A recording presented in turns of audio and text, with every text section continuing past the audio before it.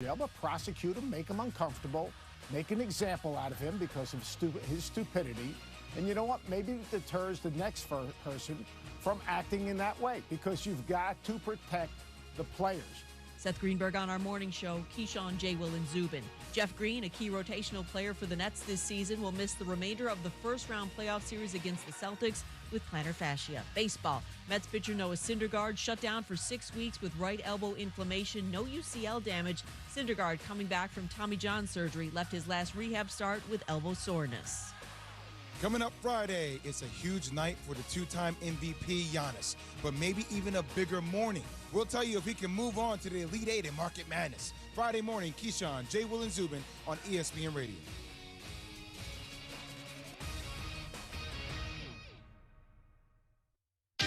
This is broadcasting live from the ESPN 690 Anajar and Levine studios. This is Action Sports Jax on ESPN 690 with Brent Martineau and Austin Lane.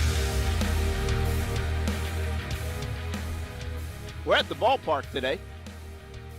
Nothing wrong with that, right? University of North Florida hosting the ASUN Baseball Championships. Final four, doing a little bit different because of the pandemic. I kind of like the format. I don't know if everybody else does, but I kind of like it. And earlier today, the Jacksonville University Dolphins upset Liberty 2-1. That was a 4 seed against a 1 seed. And this is a double elimination tournament, so Liberty's still alive, but a huge win for the Dolphins, who are starting to pick it up after a miserable year, wins-losses-wise. They've had a lot of bad breaks, but they got the W today. Now UNF goes up against Kennesaw State, and winner's bracket game will be tomorrow at 3, so we'll see what happens. Again, double elimination tournament. ASUN champ will be crowned on Saturday afternoon right here in Jacksonville. So we're at the ballpark a couple times this week. Baseball grounds Tuesday.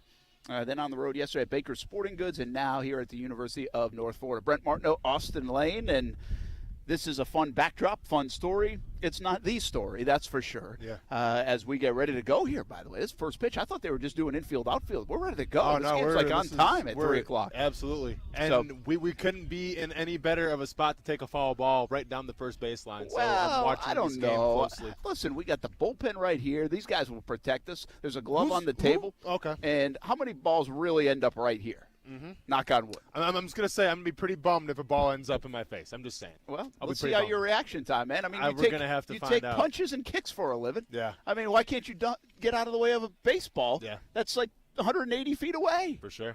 I mean, come on. Absolutely, man. You Let's should get be it. more concerned about me. I'm old. No, well, you kind of put yourself in a better position where you have the building blocking you. You have me out a little more to the right here, but it's all good, though. It's fine. I'm being an athlete like I always am. We're good, man. Yeah, typical athlete.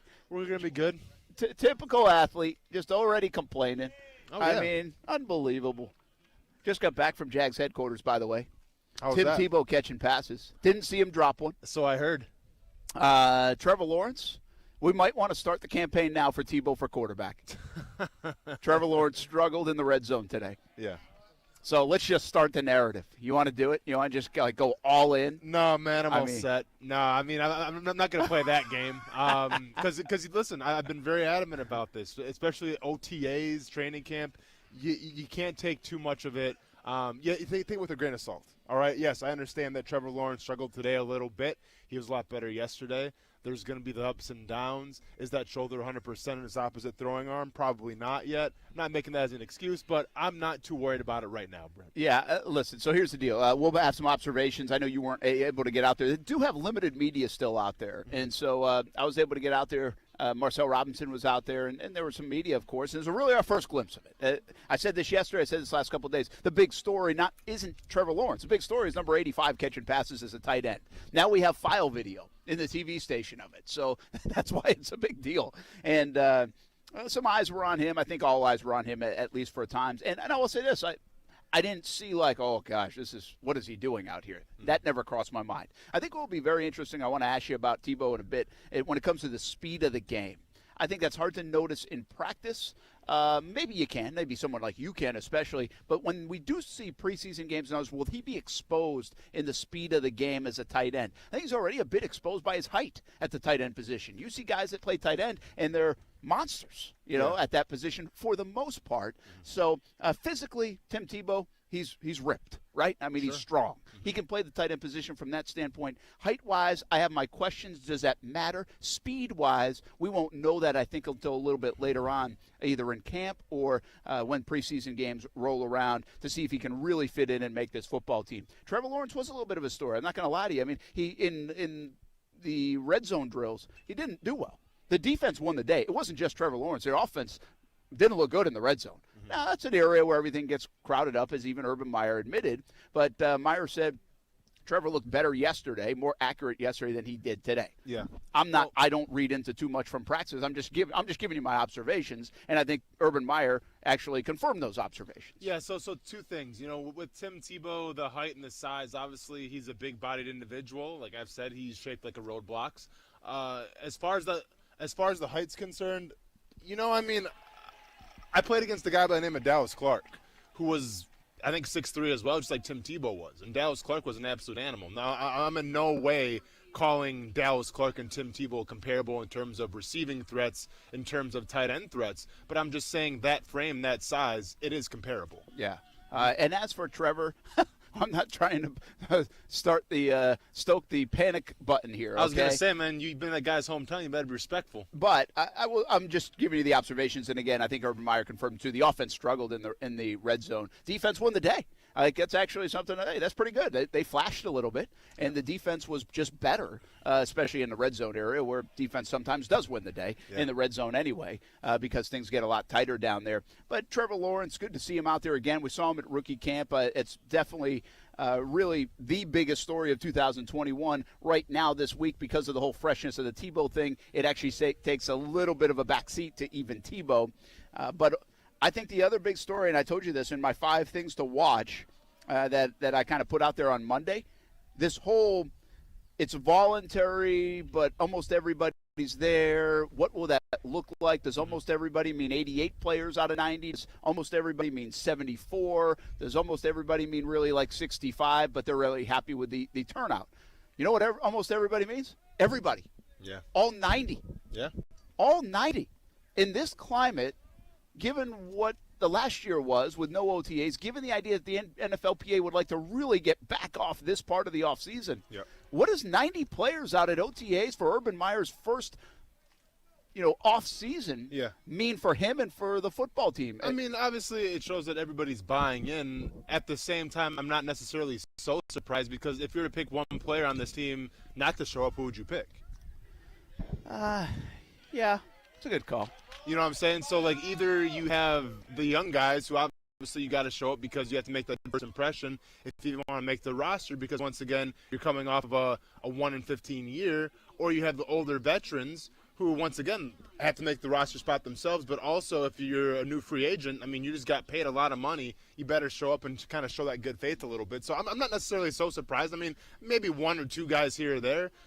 When it's a full house, that's a great sign. But I'm not surprised by it. Yeah, here's the thing. I would say I asked somebody about that. And, again, I told you this last week even. I don't think this should be an over-dramatized story. But I do think it has some significance because it would be a story if 60 guys showed up. Okay, yeah, so I think you have to acknowledge the fact that people are showing up. What I was told a little bit, I guess the surprise maybe, if there is a surprise, or at least the appreciation for all of them being there inside the building is more, hey, they could easily show up for the first couple of days, say, hey, how do you do? Nice to meet you, Urban, see what everything's about. I'm going to go do my own thing. Sure. And here we are. 3 days in OTAs, but really about a week and a half, almost 2 weeks now into this phase where you can be on the field, and they're all still here.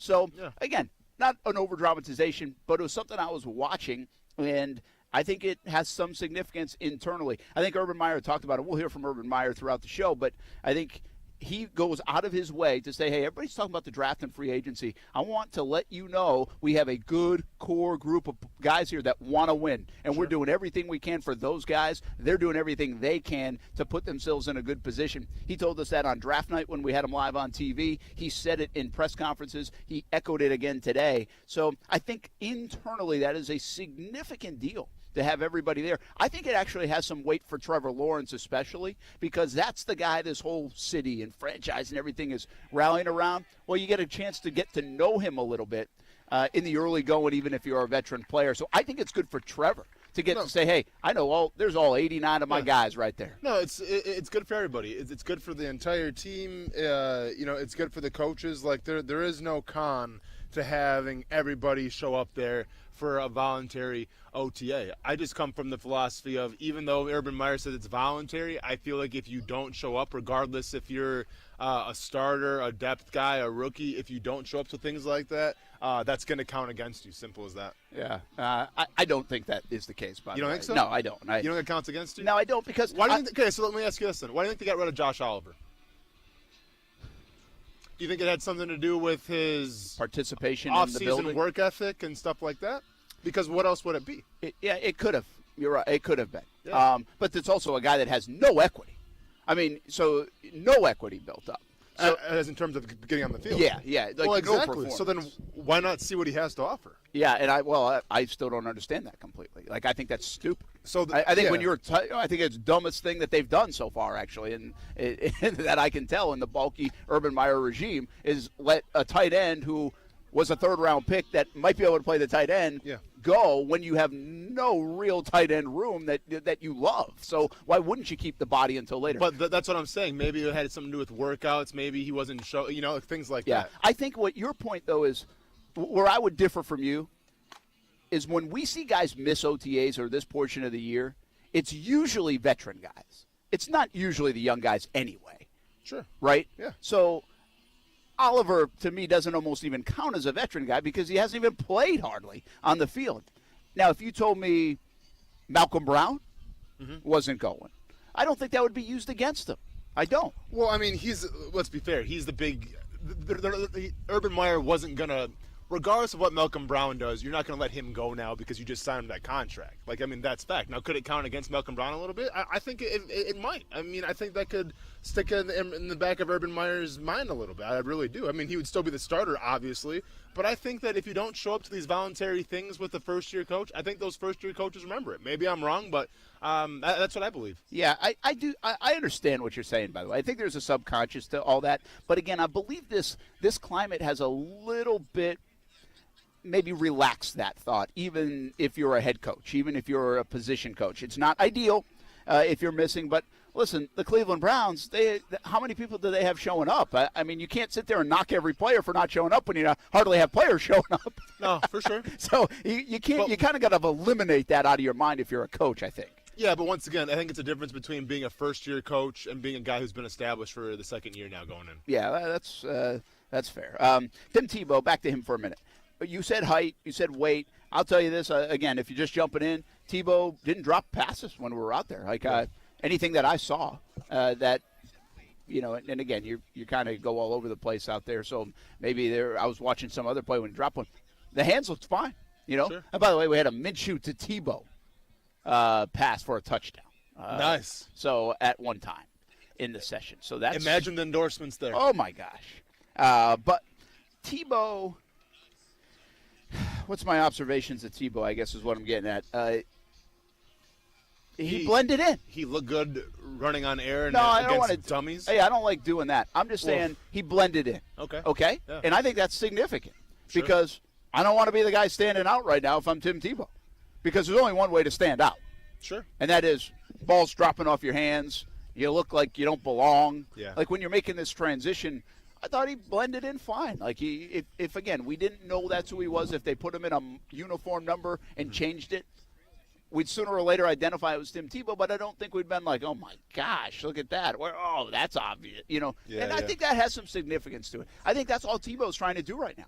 He's trying to blend into a room and a roster and try to make it. And he's going to go through the bumps of that, learning the position. He has a lot of conversation with him and coaches, especially his tight ends coach.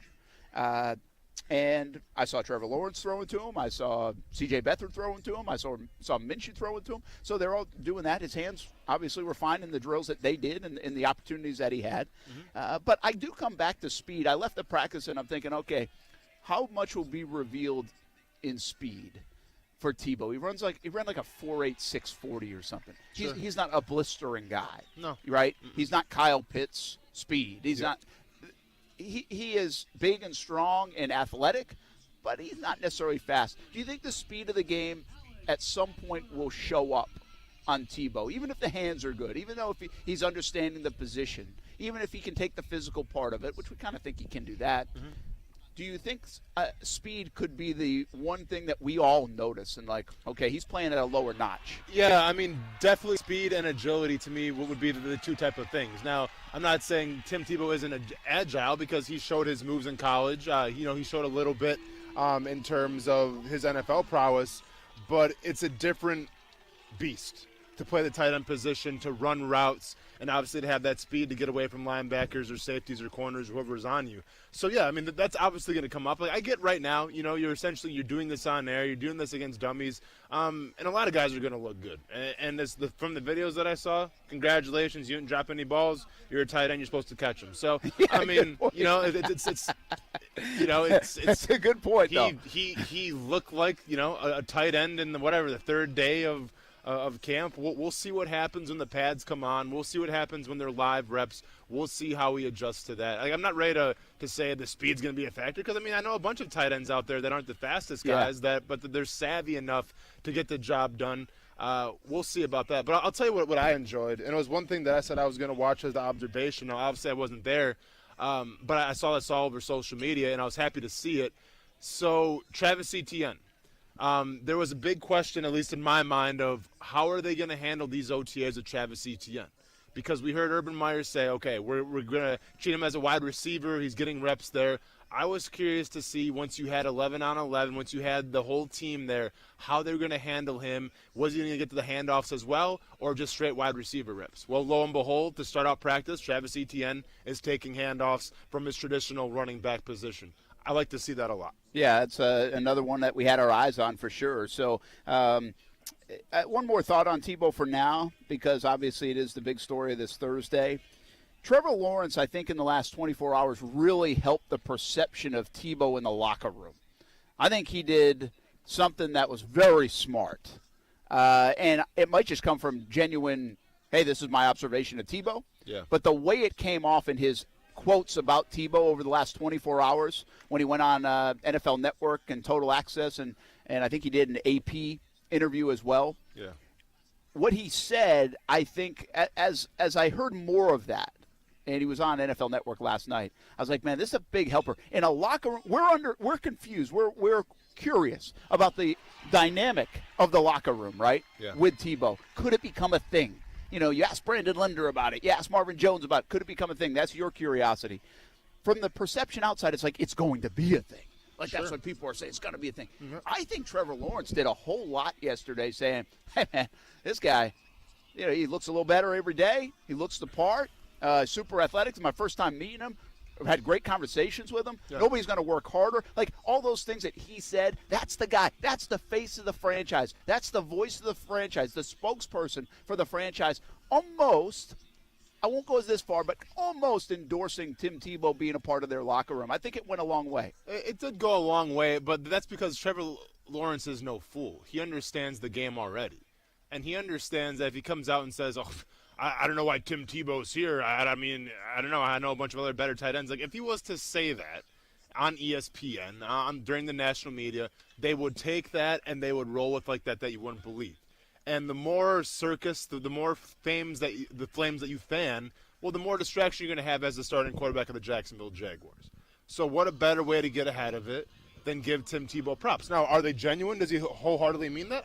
Probably, yeah, because I think Trevor Lawrence is a great guy, and he just met Tim Tebow. He's never interacted with him before, like he was saying. So, yeah, I think Trevor Lawrence meant what he said.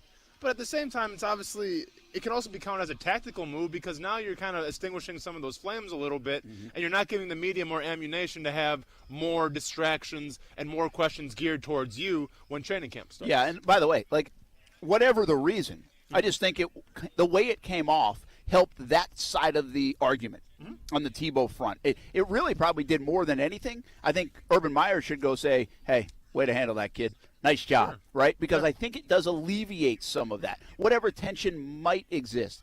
And I can tell you this from folks that I talked to, I said there isn't a lot of that in the building. Like, there's a good feeling around it. It's just kind of, hey, He's another guy. I mean, there hasn't been this overwhelming stuff. And I told you that, and I think we've talked about this. It's going to be way more overwhelming outside the building. Everybody else is going to, we're going to talk about it. Everybody else is going to make it a bigger deal than probably people even inside the building. Of course. I mean, at the end of the day, this can go one of two ways. If the guys in that locker room, they understand, like, hey, if we support Tim Tebow, if we keep our mouths shut, like if we have an opinion that's not positive, that's going to attract more of the media chaos. If we give him praise, if we give him props, then that media distraction for a little part, it goes away.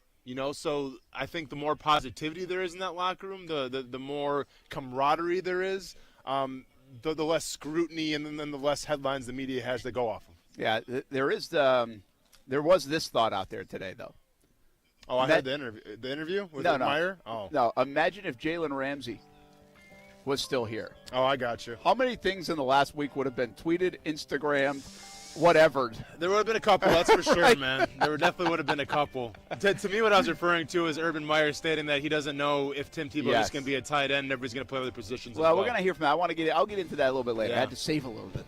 Sure, man. Tease the people out. Well, hey, it's the Tim Tebow hour. Let's get into it. We will eventually. By the way, 2-run bomb for the University of North Florida here in the first inning. Alex Keckler, who's had an unbelievable year for the Ospreys, goes deep. It's 2-0 over Kennesaw State in the early going. They play 9 around here, folks. A lot of ball still to be played. But we're live at University of North Florida. Dusty Rhodes Stadium. Dusty Rhodes Field at Harmon Stadium. It's the ASUN baseball tournament. Talking football, we're talking baseball. We got more to come. Action Sports Shacks on ESPN 690. Now, the first alert forecast on ESPN 690. Another hot day today under mostly sunny skies. Highs in the low to mid-90s, in the mid to upper 80s at the beaches. Join me beginning at 5 p.m. for CBS 47 and Fox 30 Action News Jax. From the First Alert Weather Center, I'm Chief Meteorologist Mike Burrish. Will you be at Daly's Place this Friday when All Elite Wrestling kicks off Double or Nothing weekend with Friday Night Dynamite live? See Chris Jericho in the Inner Circle, Cody Rhodes, Darby Allin, Orange Cassidy, TNT champion Miro, and more. Tickets start at just $20 at AEWTix.com, but you can win them right now on ESPN690.com. Go to the contest page and sign up for your chance to win. The Weather Center is brought to you by Beard's Diamonds, where for a limited time, get 0% financing for 5 years, only at Beard's Diamonds. Alexa, how do I drive more customers into my business? First, people will need to hear about you. Okay. Then you need to be online where they look for you. Online, huh? Then you need to be involved in the community. Then you need to... Whoa. I don't have time for all that. I need to run my business. Alexa, can you help me find someone that can help me with online marketing? Okay, searching for a local team that can help. Local Solutions, your local marketing team putting you at the top of mind. Visit JacksonvilleLocalSolutions.com today and let us take your business to the next level so you can get back to running it. Local Solutions, powered by Cox Media Group. Marketing solved.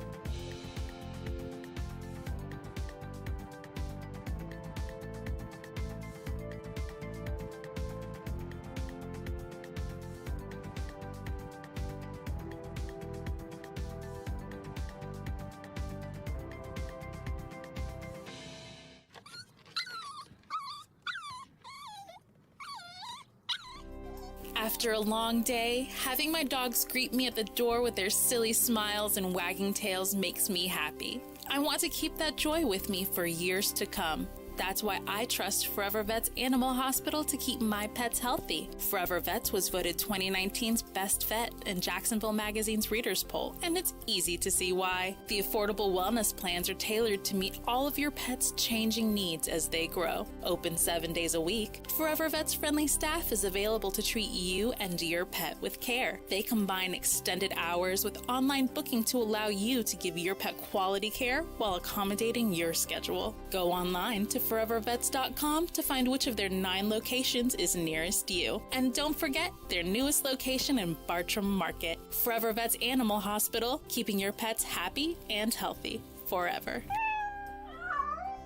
No matter what you're driving, you can step up to luxury now at any of Fields Auto Group's dealerships in Jacksonville. Cadillac, Jaguar, Land Rover, Lexus, Mercedes-Benz, and Porsche. Yes, it's luxury for less at all Fields Auto Group stores in Jacksonville. Plus, you'll also be part of their exclusive Fields Amenities program, where you will get complimentary loaners, car washes, and cafes. So whatever you're driving, see Fields and step up to luxury for less during this amazing opportunity. Visit fieldsauto.com. It is the home of the Action Sports Jack's Dream 18, and make it your home course as well. The golf club at Southampton in North St. Johns County, located off County Road 210. It's family-owned and operated. Southampton is a fun course to play, and the golf club at Southampton offers club membership programs starting at just $79. With its elite practice facilities and player-friendly golf course design, it'll be your gateway to a great time with the family or with your buddies. For information on the membership programs, call the golf club at Southampton, 904-287-PLAY. Again, it's 904-287-PLAY. ESPN 690 is home for the Florida Sportsman Fishing Show hosted by Captain Rick Riles. Tune in every Saturday morning from 7 to 9 a.m. to find out what's biting now. Fishing so fresh, you can almost smell it. Just be confident. Community First makes smarter banking simple so you can relax, knowing you're managing your money the right way. Yours. Visit justbeyourself.com. Community First Credit Union. Just be yourself. Federally insured by NCUA. I will hug my mom.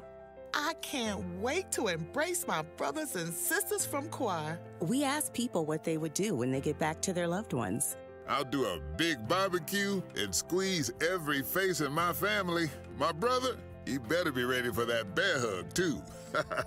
I need to hug my girls. Millions of people are getting vaccinated. It's our chance to get back to what we miss so much safely. And for people at higher risk of COVID-19 complications because of diabetes, high blood pressure, and heart conditions, or if you're a heart attack or stroke survivor, the COVID-19 vaccine is an important choice. With every vaccine, we are closer to a future free of COVID-19. The vaccines are safe, effective, and the right response. Getting back to life. Set your heart on it.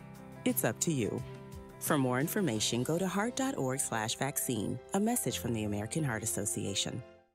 Need a good paying job with a flexible work schedule and benefits? A1A Solar is looking for you. $70,000 is a reasonable first-year expectation. Seasoned reps can easily make six figures. Leads provided to you as well. Health, dental, 401k benefits. A1A Solar is a tremendous company, voted best places to work in Jacksonville, and in 2016 was the Veteran-Owned Business of the Year. Be a part of an awesome company at A1A Solar. Just go visit A1ASolar.com. Come on, don't do the socks or tie thing again for Father's Day. Get him the Dream 18 card instead. Discounted golf to 8 area courses, and now at the clearance price of just $45 while supplies last. Southampton, St. John's Golf and Country Club, Amelia River, Osprey Cove, Queens Harbor, Fleming Island, Eagle Landing, and Hidden Hills. It's the best deal in town for the best dad in town. Go to ESPN690.com to purchase. There's more too. Free shirt from Bakers, free hat from Dome Hats, free smoothie from Smoothie King. The best buy around, priced at just $45 on ESPN690.com. Keyshawn Johnson, Jay Williams, and Zubin Mahente. I despise analytics. It felt like Kevin Cash lost his ability to feel the game. Keyshawn, Jay, Will, and Zubin. Weekday mornings at 6 Eastern on ESPN Radio or streaming live on the ESPN app. Brent Martineau. Daniel says we went from hot Cheetos to shampoo, raising the intellectual portion of the show. Austin Lane. I'm wearing a sleeveless t-shirt. What more do you want from us, man? It's Friday. We never said we're intellectual. Action Sports Jax on ESPN 690. There's a lot of differences. I mean, it's still football, and it's been a lot of fun to get out there with all the new guys and, new teammates and kind of get used to everyone. So that's been fun, but it's just different. I'm a pro now, and just the way people handle their business, the expectations, all those things in a good way. You're just expected to be prepared and play at a high level because this is our job now. So it's been a cool adjustment for me, and being able to treat this as this is my job and this is all I have to do. It's not like I'm in school anymore. So that's obviously different. And then just here, like I said, getting adjusted to new teammates, new coaches, all that, it's going great. I think we got an amazing coaching staff here and players as well. So it's been as smooth as it could be, and it's just been a lot of fun getting to know everybody, honestly. That is Trevor Lawrence, quarterback of the Jacksonville Jaguars, of course. He's out there today, has been for the last week and a half or so, and even more if you include rookie minicamp. Getting acclimated nicely I mean, the transition seems seamless for him. I think he's going to be so happy just to be playing some football after what's been a wild 6 months, 5 months. If you go even to the Heisman stuff, and then you go to draft day, for a guy like that, it's going to feel really good just to play some football finally, don't you think? Of course, man, without a doubt. Brent Martineau, Austin Lane here at the ASUN Baseball Championships. It's the Final Four. JU beat Liberty earlier today. They go to the winner's bracket. Liberty down to the loser's bracket, and they're the top seed in this thing. Right now, UNF playing Kennesaw State.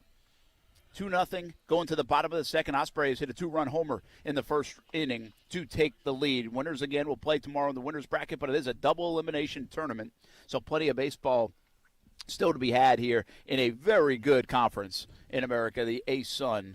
We see some unbelievable college baseball around here. If you talk Florida, Florida State, Miami comes up here, and obviously they've got a traditionally great program. But even now, the UCFs of the world, and you don't have to go too far in Division II. Flagler plays good ball, a very good program. But this ASUN, you're talking about guys like DeGrom who have come out of the ASUN, Chris Sale come out of the ASUN. You've really made some noise as of late. Kluber is another one. Just pitched a no-hitter, but now goes on the injured list for the Yankees. There's a ton of talent for both of these schools. Of course, our local hero, if you will, from Inglewood High School in JU is Daniel Murphy, who played for so long in the big leagues and had a heck of a career out of the ASUN. So pretty good stuff, and we got some big-time talent once again right here at the University of North Florida as they are hosting these ASUN Baseball Championships. We'll keep you posted on the score. It's pretty cool, too, because behind them, then you have the track meet going on as well, the regional championship. I'm glad you brought that up. So. The NCAA regionals. This track is like one of a kind. It's unlike very few in the world that are like the University of North Florida's track, and they host some big-time prestigious events. And you said it. The NCAA track and field championship started yesterday, going on through the weekend, and the who's who of track and field championships got future Olympians. Yeah. Right? Absolutely. Potentially. They're at on campus, too, just right over there. Absolutely. And I know we got some Murray State racers running that thing, too. I'm wondering what time they're going at, because obviously this is it's a Thursday, Friday, I think Saturday. Wednesday through Saturday. Yeah, exactly. So a couple days, but hopefully I'll be able to check them out as well maybe later on in the night. All right, some other things, Jags OTAs today. Again, we won't be back out there, I think, until next Thursday. I think that's our next time out. So it's basically a once-a-week thing, and then there's mini camp that will happen, the following week. So I must be missing one in there. I think we're allowed twice next week, and then the 3 days of mini camp. But, the obvious eyes were on Trevor Lawrence, Tebow. You mentioned Etienne earlier, both in the wide receiver position and the running back position. Everybody seems to be commenting Walker Little is not so little. He's a very big man. Well, sure. Guess what? Offensive linemen are big. Last time I checked. I mean, I think that's that's not the observation I went to get. I mean, I kind of figured Walker Little was pretty big despite his name. Yeah. I do think the defense did run around a little bit, and I was a little disappointed I didn't hear as much about Joe Cullen today. I thought he was a little low-key. Yeah. I don't know if we got it wouldn't be the best of Joe in terms of the mic'd up. Maybe, you know what, I think I heard he might have been mic'd up. Maybe that's why he played it low-key. I think I heard he was getting mic'd up for Thursday's practice, so he might have played it low-key. Also, like I was discussing, too, going from a position coach where you focus on just one group of guys where you expect, to get 100% out of them nonstop the Joe Cullen way. Well, now he's responsible for a lot of positions. You're responsible for the safeties, the corners, the linebackers, the defensive linemen. So, you have to watch where you spend your energy, where you spend your time, because you have to make sure everybody's on the same page. And when you have to do that, I feel like maybe the yelling has to subside just a little bit, not just a smidge. Nothing, he's still Joe Cullen. He's still going to let you have it. But he's got to focus now on the bigger picture as opposed to just one position group. That's a good call there. I didn't think of it like that. I do know Joe Cullen, the defensive line coach. You know him as the defensive line coach, but that's a good thought. Does he need to dial it back? I remember Todd Wash out there. He get after you now. Todd Wash get after you. Yeah. But he also was kind of the guy off to the side watching it sometimes. So there is a delicate balance of that. Yeah. Even though I think from a defensive standpoint, all heads are sooner or later going right to Joe Cullen. No, absolutely, and that's the cool thing about being on the defensive side of the ball is you can be a little more aggressive with it. You can be a little more crazy, if you will, because I've always said this. The offensive side of the ball, you have to be a little more calculated. it can, be a little more calm, a little more collected. On the defensive side of the ball, man, you pin your ears back and you go. It's more about intensity, more about physicality. So you're obviously still going to see that with Joe Cullen and his players. That's definitely going to rub off on the way he coaches. But I just wonder if he takes just a little step back now, just because there is the bigger picture and not just one position group. More on the OTAs. I want to be careful how I characterize this. I thought the defense looked pretty good today. Okay. But I don't know how good you can look in an OTA. Exactly. Right? Yes. So here's the deal, folks. I don't like to – I've done this now for a few years. I feel like I probably did more of this in the early going of watching practices, whether when I was up in covering the Patriots, covering the Giants, or even covering the Jags when I was a bit younger, you might say. You get kind of carried away because that's what's in front of you. And you're like, oh, man, at practice, that guy looked good and this guy looked good. And it's like, okay, come on now. We're talking about May, right? Yeah. So I say that and I just share that info with I'm not a big fan, and I've really dialed it back at trying to get too excited about a certain player or play or unit or this at this time of year. I just don't think it means a whole hill of beans, as they used to like to say. So I think my grandparents said that. I don't know why that came out. I've never said it in my life, but I just did. I like that, yeah. But we're there to observe. Yeah.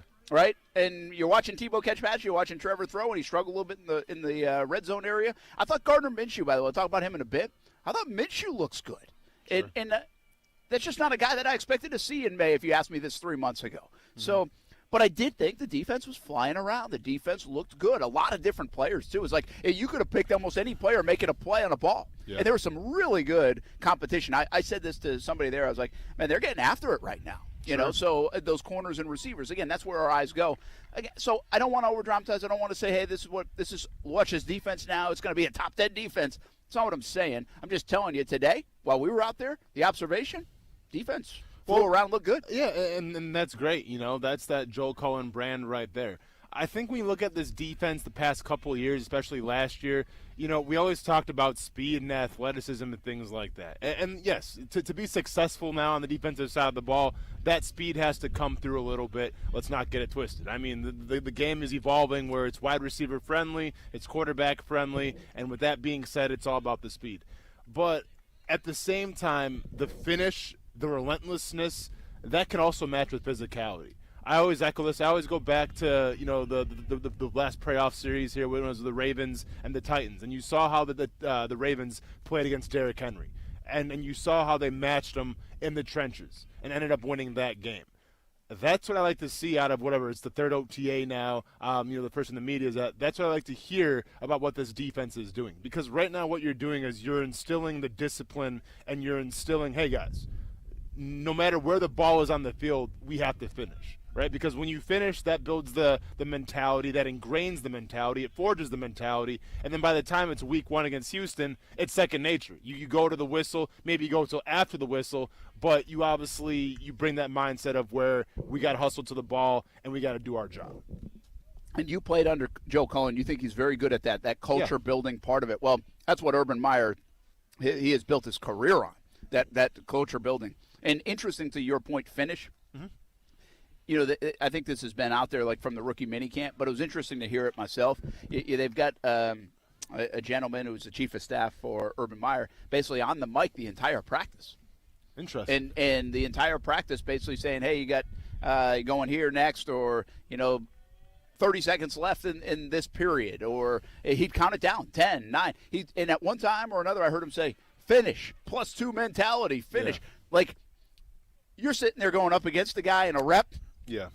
But in the back, you're subconsciously getting that like almost brainwashed into you. This +2, no, for sure. Finish. But that stuff, that's normal football stuff. I'm just saying that's how much they're emphasizing it. No, it's definitely normal football stuff. And that's hence why I always got in fights with, in training camp, especially in Jacksonville, just because I always had Joe calling me, telling me to finish. So if I'm trying to finish, and I'm trying to finish out the play, and somebody pushes me, like after the whistle, well, in my eyes, then they got the best of me because now they got the last shot. And it's not really finished. So it's not finished, yeah. So now I have to go in there, and I have to finish it myself. Like that's kind of where that mentality came from a little bit. So I like what I'm hearing, I like the fact that there's literally a guy just on the bullhorn the entire time. It's almost like a DJ's out there, but obviously reiterating it. It's cool, and that's what needs to be done, right? Because we saw what 115 looked like last year. We saw the lack of physicality in the trenches.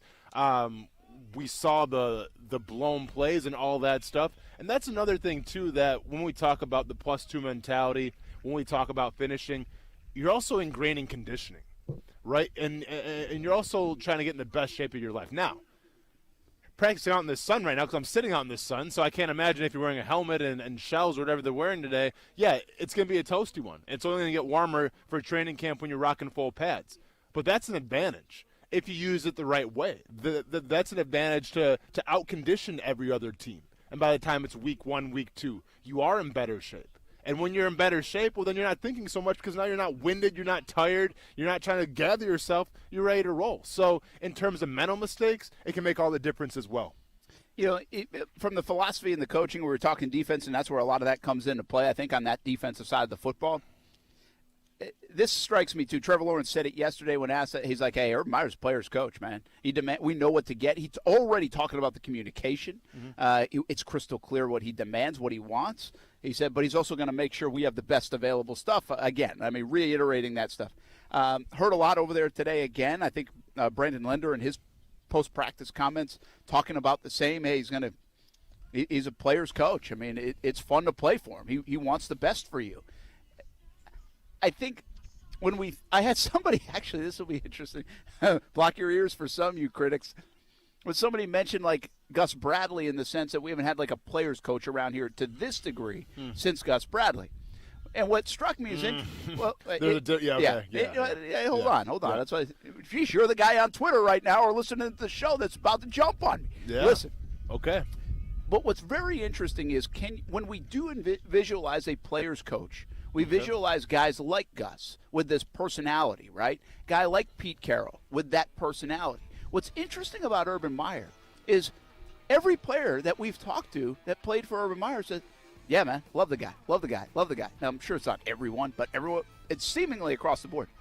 But he comes across more Belichickian, Saban, kind of almost Coughlin at times with perception.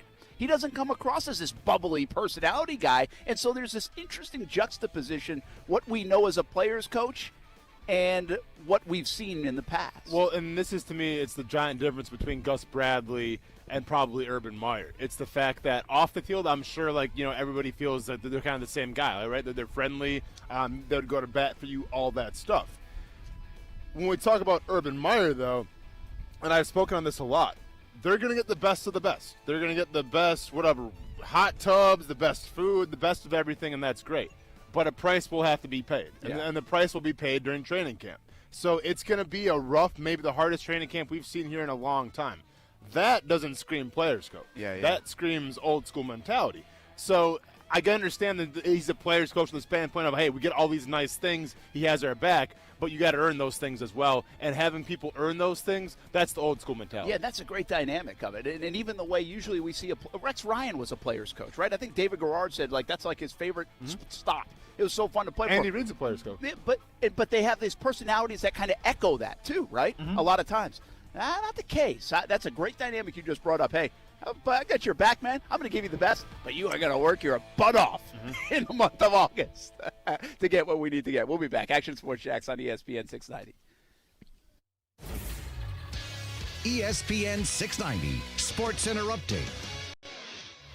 Happy Thursday. I'm Jake Mitchell. Tim Tebow hasn't just sold a lot of jerseys. He's gotten a lot of people around the NFL talking, specifically his teammate and #1 draft pick, Trevor Lawrence, who said, quote, he looks great. He's just the guy you want to be around, and no one is going to work harder than him. Those are the kind of guys you want in your locker room, end quote. Over in baseball, Major League umpire Joe West had to confiscate the hat of Cardinals pitcher Giovanni Gallegos after he noticed a foreign substance on the hat in the 7th inning. Of course, Cardinals manager Mike Schilt took offense to that and disagreed very disrespectfully and was tossed from the game. You may remember West was recently in the news for setting a record for the most games umpired in Major League Baseball. Don't forget to listen to your Jumbo Shrimp versus the Durham Bulls tonight at 6:50 on ESPN 690 or ESPN690.com. Sports Center Update is brought to you by Morgan & Morgan.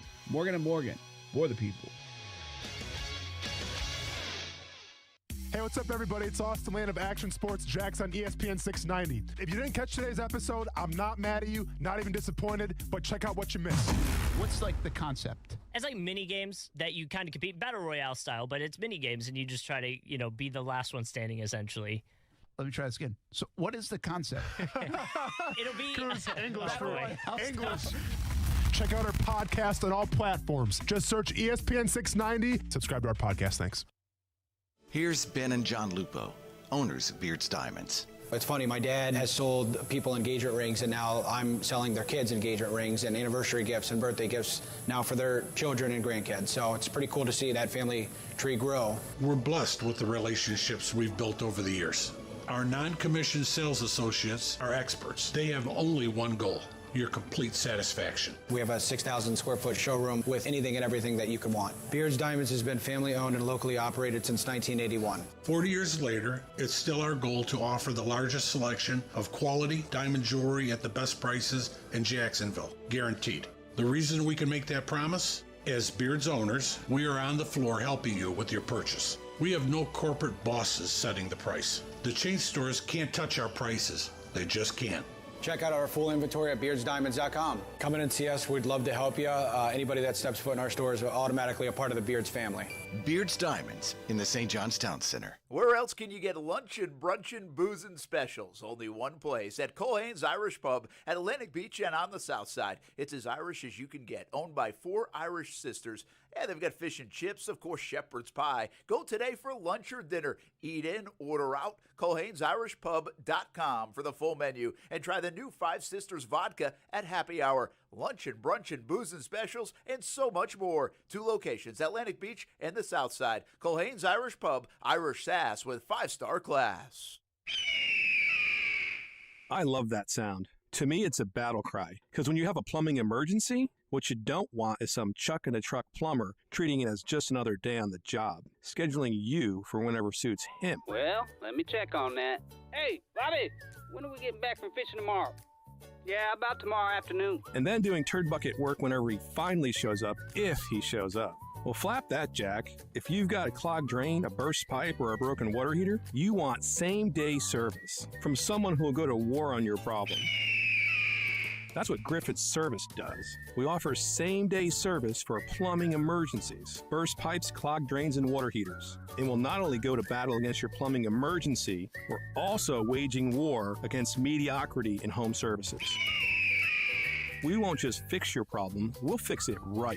So for same-day service for your plumbing emergency, call GriffinService.com. 143261. Smoked for hours, served in minutes. Now that sounds like good barbecue, and it is at Willie Jules in St. Augustine at Murabella Crossing. Open 7 days a week. It's old school barbecue. Trivia night on Monday. Kids eat free on Wednesdays. Check out the Willie Jules app and catering for all of your events. Visit williejules.com and visit Willie Jules at Murabella Crossing in St. Augustine. Old school barbecue, smoked for hours, served in minutes at Willie Jules. Look, staying healthy isn't easy. Watching your diet, hitting the gym, avoiding stress. But a good night's rest helps boost your overall health and wellness. And it couldn't be easier. The new Sleep Number 360 Smart Bed is the only bed that effortlessly adjusts and responds to both of you. The result? You wake up ready for anything. Proven quality sleep is life-changing sleep. Don't miss our weekend special. Save $1,000 on the new Sleep Number 360 Special Edition Smart Bed, Queen, now $17.99. Plus free premium delivery when you add a base. Ends Monday. To learn more, go to sleepnumber.com. Listen to ESPN 690 anytime, anywhere, on any device. Whether you're at home or on the go, get the latest on the Jags, FSU, the Jumbo Shrimp, and Action Sports Jacks on Odyssey.com. That's AUDACY.com or on ESPN690.com. He had a great day yesterday, okay day today, but I just talked to Coach Schuck because I knew he'd be asked that question. I just want to give you the right answer, and that is that he's not necessarily on a pitch count. They monitor every throw, and if there's anything they have to adjust, they will. And it's been full speed ahead since the last 2-3 practices. So I don't want to say he's off a pitch count because they're monitoring every throw. But when you have 3 quarterbacks, 4 quarterbacks, he's not getting overused right now. We just on an hour and a half practice, you just don't get really enough throws. It's an interesting view from Urban Meyer on the whole pitch count stuff and how much reps and all that stuff. And I think I told you when we heard that pitch count term. I don't know if it's really that. He's got bullets in the arm. Yeah. That's not what he's rehabbing. It's more about the stuff that it was a little surprising at the time. Like you can't really hand off or even take a center under snap that way, or you don't want to jam it or jar it or any of those kind of conversations. More so, when I think pitch count, I think, well, how many times can you throw the football in a practice, right? Yeah. How many times can a kicker kick where you feel like you're going to start wearing down their leg or anything like that? And that's not the case with Trevor right now. Brent Martineau, Austin Lane, back here at the University of North Florida. Watch a little baseball game in the background. If you're watching on Twitter, Facebook, YouTube, Twitch, well, you can see it. And the Ospreys in a little bit of a situation here, up 2-0. First and bases loaded, actually. And there is 1 out. So this is a little spot right now for the Ospreys, up 2-0 in the top of the third here in the ASUN Championships. This is the first game for the Ospreys in Kennesaw State. JU already won today and beat top-seeded Liberty. Double elimination tournament, so more baseball to be played tomorrow and Saturday. And then right next door, the NCAA regionals for track and field going on. So a busy time to be alive here at the University of North Florida. You know what's interesting today? What you got? No Bryson and Brooks update.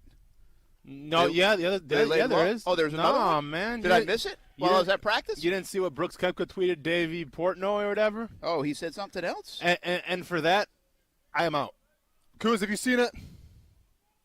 I haven't.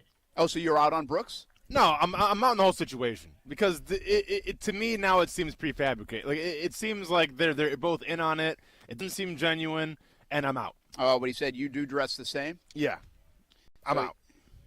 Yeah, it's been fun. So basically, I said, I've officially invited DeChambeau to be on my bag when I play Koepka, awaiting his response. It's like an old picture. Well, it looks like DeChambeau with the hat on. Of course. So what would I assume? It's an old picture of Dave Portnoy? Yeah. Yeah, and then he was alluding to the fact that because he has like the same kind of hat on. What do you call those? Paper? I mean, it's like a paperboy hat. It's kind of like a Newsies hat. Yeah, right? yeah. So it's a picture of that, and then obviously Peyton Stewart, who made it famous. Yeah, in golf, of course, man, the OG, if you will. May rest in peace. So. Yeah, I mean, after that tweet and after no reaction to it from Brooks Koepka, I just feel like, I'm getting taken for a troll here, and I'm off. I'm off the hype train. So you don't think it's legit? I don't think it's legit, and if it is legit, like I don't think it's legit at all. I think they're both in on it. I think they're just trying to drum up some hype, and good for them for doing it. But I'm not going to follow along anymore. I'm just not buying into it. Well, somewhere in between JU winning, UNF holding a lead right now. Brooks and Bryson giving us 3 days of more golf stuff after Phil Mickelson's moment. No, hey. And gets us to Jordan Spieth, by the way, who's playing today and does well, 7 under par. So, golf, what a week they've had. What a cycle they've had. Great day to be. I mean, it's been a great week to be a golf fan. And props to Brooks Koepka and props to Bryson DeChambeau. I mean, I was on board for 2 or 3 days, and I was actually following golf for 2 or 3 days.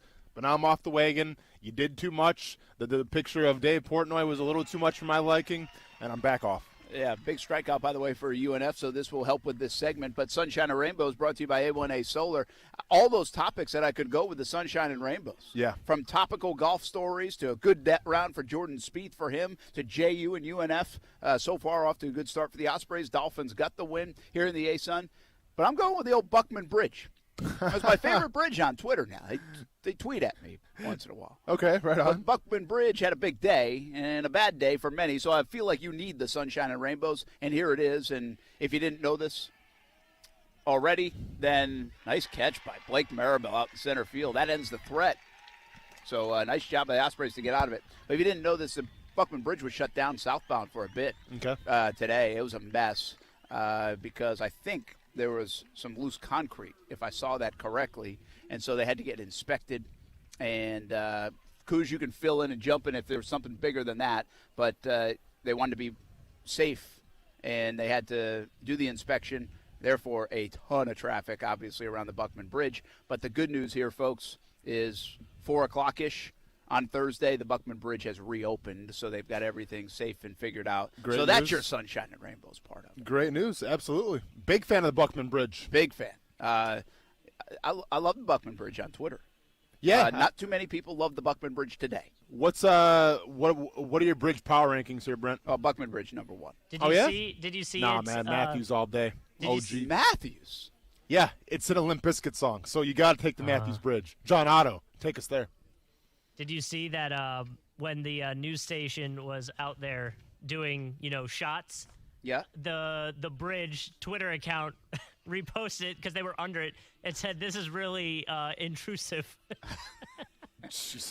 Buckman Bridge can be a good follow. It's not bad. I've had plenty of interactions with the Buckman Bridge over the years. What do you mean? They have a Twitter account? Yes. Fantastic. You Wish me happy haven't birthday the followed other day. account? Wish me a happy birthday. No, I don't. That's your burner account, isn't it? No, it's not. It's your burner No. account. Now, okay. Now you're telling on yourself. If we get an account called Sunshine and Rainbows, that might be. Now you're telling on yourself. Okay. Sunshine and Rainbows brought to you by A1A Solar. Need a good paying job with a flexible work schedule and benefits? A1A Solar, looking for you. How about $70,000? A reasonable first-year expectation, plus benefits, health, and dental as well. A1A Solar, tremendous company, voted best places to work in recent years, veteran-owned business of the year as well. Be a part of an awesome company, A1A Solar. All you have to do is go visit A1ASolar.com. A crazy play in a baseball game today. Was it legal is my question, or at least that's what my kids are asking me. Yeah. I get an answer. And we come back from the ASUN Baseball Championships right after this at UNF here on ESPN 690.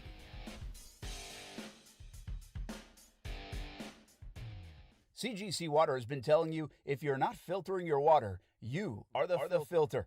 Still not a believer? Well, you can believe me. My family has been a happy CGC Water customer for 4 years now. Customer service is tremendous. We got our water tested. We were told about our options in financing in detail. No pressure, just information. Installation was quick, and the CGC team was there every step of the way. And we absolutely love it. Because it works. Heck, I even think my coffee tastes better because of it. And I love my coffee. A Connecticut system from CGC Water removes up to 99% of contaminants. That's clean. Schedule your free water test today and ask how you can save up to $500. CGC is still taking extra precautions with in-home visits and continuing to follow CDC guidelines. Financing available with approved credit. Call 904-552-1242 for details or visit cgcwater.com. Serving Northeast Florida and Southeast Georgia. CGC Water Treatment, your local independent Connecticut dealer. We are into that travel, baseball, and softball season now for the kids, and with that, we need a reliable car, and we need folks that are tremendous at customer service just in case we need their help. Well, the place to go is Fields Auto Group. That's what we did. My wife loves leasing her Cadillac XT6 from Fields Cadillac, part of the Fields Auto Group. It's safe. We can trust Fields Auto Group, and hey, it's luxury for less while you're on the road. Fields Cadillac Jacksonville and St. Augustine are part of the Fields Auto Group family. There's also Jaguar, Land Rover, Lexus, Mercedes-Benz, and Porsche. It's luxury for less at all Fields Auto Group locations in Jacksonville. Plus, you'll also be part of their exclusive Fields Amenities program, where you get complimentary loaners, car washes, and cafes. We've tried the loaner program, gone in for routine service, and every experience with Fields Auto Group has been first class. Whatever you're driving, see Fields and step up to luxury for less. Check out their locations around Jacksonville. Just visit fieldsauto.com. Summer, it's almost here, but Memorial Day savings are already at the Home Depot. In-store, online, store-wide. Like 5 bags of garden fresh mulch for just $10. Save on everything from flower beds to a fresh coat of paint. From power tools to ceiling fans. Ready, set, summer. Memorial Day savings, here now, only at the Home Depot. How doers get more done. Limit 75 bags per customer. Color selection varies by store. While supplies last, continental U.S. only. It's so on. The SiriusXM Listen Free event is happening now. Just press the Sat button in your car to hear over 100 channels, including ad-free music of every kind, plus sports play-by-play and talk and news for everyone. Enjoy even more free when you download the SXM app. Hear expertly curated podcasts, ad-free extra channels of music for any mood, SiriusXM video, and the ability to create your own Pandora music stations. Don't miss out. Listen free now. Here in the Sunshine State, more than 3 million men are over age 45, and over half suffer from ED or PE. Here's a message from Prime Men's Medical Center. I'm Dr. Brown. If you're having problems in the bedroom and pills like Viagra have let you down, you'll see results at Prime Men's Medical Center, guaranteed, or your exam is free. And it's affordable. Call 904-664-8217. Guaranteed results on your first visit or your exam is free. Call 904-664-8217. Just be laid back. Community First makes smarter borrowing simple, so you can relax, knowing your loan fits your life and your budget. Apply at justbeyourself.com. Community First Credit Union. Just be yourself. Federally insured by NCUA, Equal Housing Lender. The COVID-19 vaccine is an important choice for people at higher risk of COVID-19 complications because of diabetes, high blood pressure, and heart conditions. Getting back to life. It's up to you. A message from the American Heart Association. Playoff games last night. The Knicks have banned the fan who spit on Hawks guard Trae Young indefinitely from Madison Square Garden. The fan who dumped popcorn on Wizards guard Russell Westbrook as he left the floor with an ankle injury has had his 76ers season tickets revoked. He's also been banned indefinitely from Wells Fargo Arena. Besides a ban, there is another way to deter bad fan behavior, says First Take co-host Stephen A. Smith. Put the person's name on television. Put their face on television. Treat it like a mugshot. Put them on the Jumbotron at the game. Make sure you embarrass and humiliate and publicize who the hell they are. Shame them just like you would do a player. If a player did something like this, they'd be plastered all over the media. Jeff Green, a key rotational player for the Nets this season, will miss the remainder of the Celtics playoff series with plantar fascia. NFL, the Falcons have discussed several trade offers for receiver Julio Jones, including one involving a first-round pick, which is what they're looking for, reports ESPN's Diana Rossini. We're back on Friday, and the Lake Show is back at Staples, so we'll tell you why they're about to take over their first-round series with the Suns. Friday morning, Keyshawn, J. Will, and Zubin on ESPN Radio.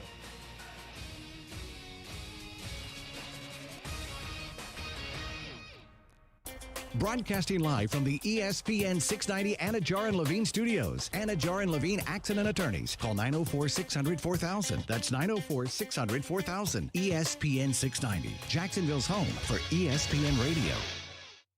WOKV Jacksonville. Listen live everywhere you go on ESPN690.com. ESPN 690, a Cox Media Group station. Keyshawn Johnson, Jay Williams, and Zubin Mahente. How many teams really need to change the starting quarterback position? That list is probably 4 or 5 teams. They are. Washington, Chicago. Let's throw Carolina in there, even though they have a starter. Patriots is 4. Who else? Keyshawn, J. Will, and Zubin. Weekday mornings at 6 Eastern on ESPN Radio. Or streaming live on the ESPN app. Broadcasting live from the ESPN 690 Anajar and Levine studios. This is Action Sports Jacks on ESPN 690 with Brent Martineau and Austin Lane. For sure. I mean, personalities are a little bit different, but as far as just kind of the way they do things, there's a certain expectation that everyone knows. It's really clear, and I think the best coaches do that. You know what they expect, and you know what you're expected to do when you come to work. And Coach Meyer is great at laying the groundwork and kind of laying it out for us and just telling us what he expects from us, and everyone's on the same page. And I think that's the biggest thing for a leader in general, but especially a coach, is just communication. And we all know what's expected of us, so there's no excuse not to get our job done. And I think he's great at that, but he also knows how to take care of us, and he listens to his players. I can already see that. It's an interesting observation from what he went through and the success that he had both in high school and also college with Dabo Swinney, and kind of likening him to Urban Meyer. That was the question, by the way, last night on NFL's Total Access NFL Network. And that was the response from Trevor Lawrence. Brett Martineau, Austin Lane. We are here at the University of North Florida. Ospreys playing good ball lately. 2-0 lead on the strength of an Alex Keckler home run in the first inning. It's their only hit, but it was a big one. And now we go to the top of the fourth over Kennesaw State. JU with a big win earlier in the day over Liberty. Double elimination tournament, but the Dolphins off to a good start. And we could see a Dolphins-Ospreys matchup tomorrow afternoon in a winner's bracket game. That would be pretty cool. The title game will be played on Saturday. Let's talk a little more baseball. We were talking about that play, right? Yeah. The Pirates and Cubs. And if you haven't seen it, I retweeted it. It's almost one you have to watch. It would be very hard to describe. Yeah. But I will essentially, Baez gets in a pickle trying to run from first base to back to home plate. Very good. Yeah. And that's it. I mean, that's the part that you have to know. Now, eventually, the guy on third, the runner on third, scores on the play, on a close play at the plate, and then Baez not only ends up safe at first, but ends up safe at second. Yeah. So if there's ever such a thing as a Little League double, we witnessed it. Thank you to the Pittsburgh Pirates. Yeah, of course, man. And that's why you're the Pittsburgh Pirates. All right? That's why you've been in last place in the division, it seems like, for the past decade, for a predominantly a big part of my childhood even. So, yeah, that's why you're the Pittsburgh Pirates. Well, we're going to bring the umpire in. We're going to welcome in Fran Delaney to the show. He's one of the umpires in the area, Jacksonville Umpires Association. We go back and forth on social media quite a bit, and he's got something else exciting coming up, too, that he's going to share with us. But before we do that, this is perfect timing. Fran, hope you're doing well. I know you're glad to be out there. Last we talked to you, at least from a media perspective, we were doing a story on all the umpires missing baseball because of the pandemic, missing softball because of the pandemic. Well, I can tell you this, you've been a busy man this year. That's true. We haven't missed anything this year. Actually, we've been swamped with games and meeting umpires, and just it's been crazy out there. Luckily, the weather's been great. Yeah, we got a lot of great local games. So.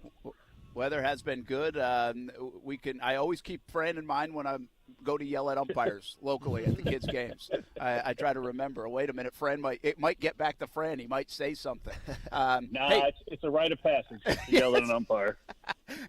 I was actually talking to some folks at a softball tournament this weekend, and they do so many games. And like you've said to us in the past when we've done a story on it, man, the umpires are needed. So if you like ball, baseball, softball, and really you could go do this in any sport. There's so much youth activity going on that, Fran, umpires, officials in every sport are wanted and needed right now, right? Yeah, there's a shortage across the country. Every sport needs them. Yeah, so if you're interested in that, you can make a few bucks, have some fun, stay connected with the game. All right, so I gave you a little bit of a homework assignment. Have you seen the play from Javi Baez, the Cubs and the Pirates? What a wacky play. I mean, you can watch baseball for 100 years and you see something different. I did. I watched it. I hadn't seen it until you mentioned something, and I looked it up, and I was watching it, thinking to myself, okay, this is something I've never seen before. And it was bizarre, completely legal, but bizarre. Yeah, and that was the question. I'm not going to lie to you. I told Austin this. I shared it, or I didn't even share it with my kids. Ty texted me. He's like, I thought you couldn't run backwards from first base. And then about 10 minutes ago, which is like an hour after Ty texted me, Kaylee just said, is that legal to run backwards from first base? These kids, they must be on the same page, but they obviously don't know the rules of the game. Well, here's the ironic part. In fast-pitch softball, it's illegal. You have to go directly to the base. And if you stop, you're automatically out. Now, that's, the high school federation rules. But in baseball, you don't have to. You can stop and be fine and make them come tag you. Really? And you can back up. I mean, there's no particular reason not to be, that you can't do it. The stupid part of the play was not just touching first base and getting the out with 2 outs and then no run scores. Yes. That's correct. Yes. That's the problem. And clarify this for me, okay? Say he decided to – so Javi Baez gets himself in a pickle, essentially, between home and first. And like you just said, there were 2 outs. So go tag first base. But just to clarify, I think I know this, but I want to make sure. Sometimes I second-guess myself. If they're in that pickle and he eventually goes and tags first base and the run scores prior – the run still doesn't count, right? Because he tagged first base? Yeah, it doesn't count. Yeah, doesn't count. Yeah. Well, it's not a timing play. That's a force play, so it wouldn't be a timing play. Okay, and the reason I thought of that, too, the other day, I don't know if you were watching bowls down the state semifinals, that a young man get hurt on his swing. And I was wondering if the runner had scored prior to him getting thrown out at first base because he couldn't make it to first base. I was like, hey, would that run score a hit to the outfield? No, it would not, right? It wouldn't have counted. No, No, it would not, because it's a force play. See that? Why don't we just do rules of the game like once a week with Frank? I don't know. I'm sure someone's out there, because the rules are so difficult. Someone's out there looking up the different federations saying, well, not in this one, and in this one, and in that one. There's so many different federations that have different rules. It's crazy. So, well, that's my pet peeve. Just trying to keep up. That's my pet peeve, Fran. You don't see it as much in baseball, but football we have this. And I think even now that I've kind of got into the softball stuff with Kaylee, and she's a pitcher, so they'll go to one tournament where they have one set of rules about being on the mound on the rubber, and then another one. I'm like, why can't we just do all this the same way? Why? What are we doing here? It would make sense. Yeah, you're preaching to the choir on that one. Because we got to figure out, well, what ball are we working? What's the rules here? And then a lot of times it's weird because it's usually done in the high school level. It's done different than everywhere else, which makes no sense, right? It should be done. I mean, you got it in football, you got it in baseball with the hybrid. In baseball, you got what foot can lift up and not lift up as a pitcher. In softball, in football, you got the 1 foot out, 1 foot in, 2 feet in, and it switches back and forth. So it's just crazy. They should just kind of do a mandatory set of rules and leave them the way they are for everybody. I agree, especially feed off the professional levels, because that's what most people are watching anyway. One more rule question for you, speaking of different ones. Third to first, the old third to first rule, not legal anymore in professional baseball, in Major League Baseball. Where is it in college? And I think you can do it in high school, but where is it in college? Illegal in college. So Can't it's do illegal. it in college. Yeah. But you can in high school, right? In federation. High school federation is the only where it's legal. Okay. Unless you're playing some random tournament where they allow it. I mean, you might find that kind of a tournament rule, but yeah. This has become totally a selfish segment. I'm really just trying to find out some of the rules, make sure I know them. No, man. Hey, if you have them on here, get your money's worth. Go ahead. I'm sorry. Yeah, I get your text messages all the time, and then I'm trying to figure out situations for you.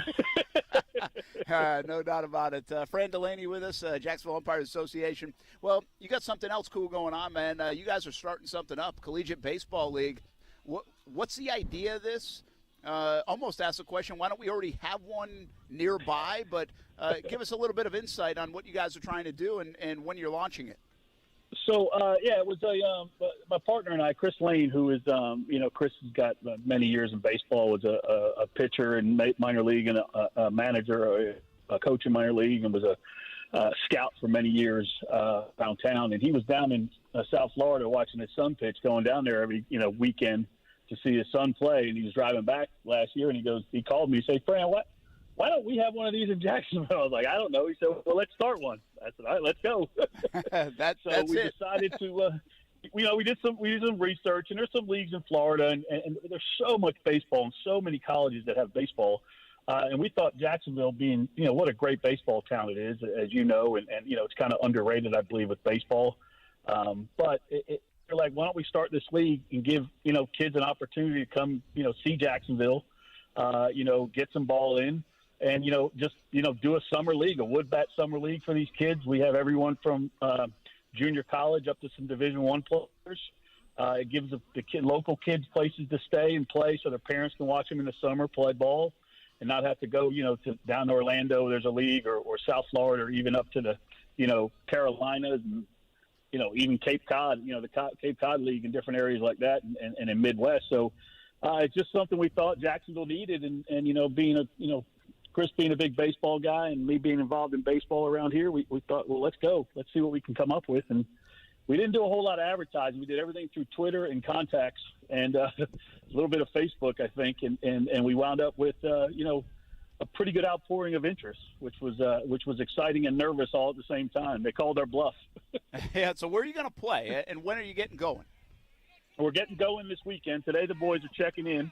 We're doing meetings to check in with the boys. They're coming in from out of town and locally just to kind of go over everything, let them know what's going on. They got practice, like one practice tomorrow, they'll get to know their coaches, and then Saturday we kick off with a doubleheader. We looked around town to get some fields, and some fields had some issues with, a lot of baseball guys, a lot of coaches around town were great about getting us fields, and then some things came up with, they're making changes to the field and things like that. So we're going to play at Atlantic Coast and JP Small downtown. So JP Small's got a history, and I think it's great for these kids to get down there and understand, the park and what that history is about. And then Atlantic Coast has been gracious with their field to allow us to play some games there because it's pretty central, and they got a really good facility. So we're going to be out there playing most of our games there, and then We also have it coming in from Pensacola a couple weekends to play. The North Florida Sox going to be coming in to play our team, so that should be exciting. And hey, we're looking forward to it. This town needed it, and hopefully next year we can grow some more teams. A couple quick questions before I let you go. Fran Delaney with us, Collegiate Baseball League starting up this weekend. Go check it out on Saturday with a doubleheader. And as this thing launches in Jacksonville, and again, there's so much talent in Jacksonville, I would think the players' part is easy. But how about housing if you're coming from, I don't know, North Carolina and you want to come play in this league? Will you have a lot of those? Will they stay in with folks? How's that work? Well, we're not doing host families this year with the COVID. We thought that was probably not a good thing to reach out and ask, and a lot of the other leagues aren't doing it. So we have some deals with some local hotels, kind of more like extended stay, bigger rooms where the kids will be sharing rooms. Some of the boys got, they got, the Airbnbs to stay in. Yeah. Some of the kids are local, so they're staying local, and they brought some players with them, and they'll be staying with their friends from those teams. So they're staying all over. It worked out a good deal, and we're paying part of their housing to help them out and things like. So it's pretty good. We had a lot of people that have helped us out too from the community with being able to allow us to use some facilities to do different things like hitting and working out and those type of things. So it's worked out really well. Yeah, these things are expensive, though. I mean, where do you make money off the gate fees, the concessions? No, how do you make money? We have no gate fee. So I love you already for that. Yeah, well, we want everyone to come out and see the game, right? And to be honest with you, really, I didn't want to deal with it. That was one more thing we had to do on game day. It's a small operation, so. But what we wanted to do was, the players had to pay a fee, and we budgeted based on their fee. We kind of, did it the best we could. We're not in it to make any money. I mean, that's not the goal. The goal is to just, if we break even at the end of every year and we're doing this and the kids have a good time and they come back and we increase the size of our league and put a spotlight on Jackson a little bit, that's all we're looking to do. So, again, it's not about us making any money. It's not about those. All the money goes right back into the kids, and we're hoping that it's the balance is zero at the end, and it's not a negative balance where money comes out of our pocket. Yeah, no doubt. Well, umpires, you'll be able to find those. That shouldn't be a problem. Yeah. Hopefully, the league is the Collegiate Baseball League. I think you have a website for it. Is it collegiatebaseballleague.com or is it something different? No, it's ccbljacks.com. Okay. Collegiate Baseball League, ccbljacks.com, and then of course on Twitter. You'll see us on Twitter and. So, yeah, we'll just invite everybody to come on out, and if you got any questions, don't hesitate to contact one of us on the website. We'll be more than happy to help you out. Come on out. All right, Fran. Well, good luck, and if you ever have a play like Javi Baez's, you'll know how to call it now. I appreciate it. I'm sure I'll hear from you this summer. You bet. Good luck with it. We'll be out there. We appreciate it. That's Fran Delaney from Jacksonville Umpire Association, but putting on this Collegiate Baseball League. That's cool. A lot of guys do that. They go to all these wood bat leagues. Like some go like North Dakota, and there's some in the Midwest. There are a lot of different places, but you kind of do ask. Okay, you got a ton of loose youth baseball. Got a bunch of fields around here. Got a lot of good players around here. Why not have one right around? I think there is one in Central Florida as well, in the Orlando area. But hey, more ball, especially for some of the older kids. This is an opportunity, and for you, probably watch some really good players, and it's free. You never know where you see a player that you might see down the road. Absolutely, which is pretty cool, and that could be one of the places. So go check it out. If I get the website right, it's ccbljacks.com. You can also follow them on Twitter, Collegiate Baseball League. So good luck with that. What's the update here? 2-0. One hit for the Ospreys, but it was a big one. So 2-0 so far. It's a hitter's park, everybody says. Okay. Yeah, we had a 2-1 game earlier and a 2-0 game right now. And, of course, we still got plenty of ball to play. 325 down the line, Austin Lane. Yep. You're a baseball guy. Yep. 365 to the gaps and 400 to center. Yep. How far could you hit a baseball? It depends what they have it behind those pine trees. Well, those pine, no, it's not pine trees. What kind of trees are those over there? Cedars? Whatever kind of trees those are. I don't know. I don't know what kind of trees those are behind there. That's what we're talking about, Brent. Little more than warning track power for yours truly. So you could hit bombs. No, I mean not anymore. Because I haven't swung a bat in When's the last time years. you played baseball? My freshman year of high school. And that was it. That was it. And why did you stop? I think you told me to still go. Oh yeah, we didn't have the right coaches. wasn't fun, and it was a mess. Like they didn't really take baseball seriously in our town. Now, ironically, baseball is one of our school's best sports. We just had a kid, Connor Kirky. Actually, he pitches for Coastal Carolina now. Oh, really? I watched him pitch a couple days ago on ESPN Plus. So. Yeah, but back then it wasn't really that big of a deal for baseball. But I had some great memories. Probably I told this story before. My best memory in all of sports, regardless of what time it was in my life, came from Little League baseball when I hit the game-winning home run to go to the state semifinals. So. And that's your memory. That is the greatest sports memory that I will ever live. So like 10, 11, 12 years old? Man, I would have been. That's wild. It was 1999, so I would have been, I guess I would have been 12. Yeah, that's awesome. That's cool. That's like your memory. I mean, July you 1999. played college football, made to the NFL. Yeah. You're an MMA fighter. Yeah, and a really good radio co-host. Thank you, man. Thank you. And that's your moment. No, listen, like I could win a UFC championship. I could have won a Super Bowl. Nothing is gonna match hitting that home run to send my team on to the well, I guess it was the championship technically. It's the championship for the Central Wisconsin Championships. That's awesome. Because, I mean, it's something when you're that age. It's the summertime. You're with your friends and everything. Soda and hot dog after the game. That is really good, and the ice cream probably even better. No, the best part was, the park that we were playing at, which was in Waiwega, Fremont. That's a mouthful. Waiwega, Fremont. But the coaches, so our coaches, they're high schoolers basically. They just need some extra money in the summertime. Well, one of the coaches' dad, he went to it was an IGA. And he got crackers for us for like the post-game meal, but they're Austin's quality. Remember the brand Austin's Quality? Yeah, so he got Austin's Quality crackers because obviously I hit the home run. And then they ended up giving me the home run ball as well. That is awesome. That's good. Yeah. So somewhere you still have that thing.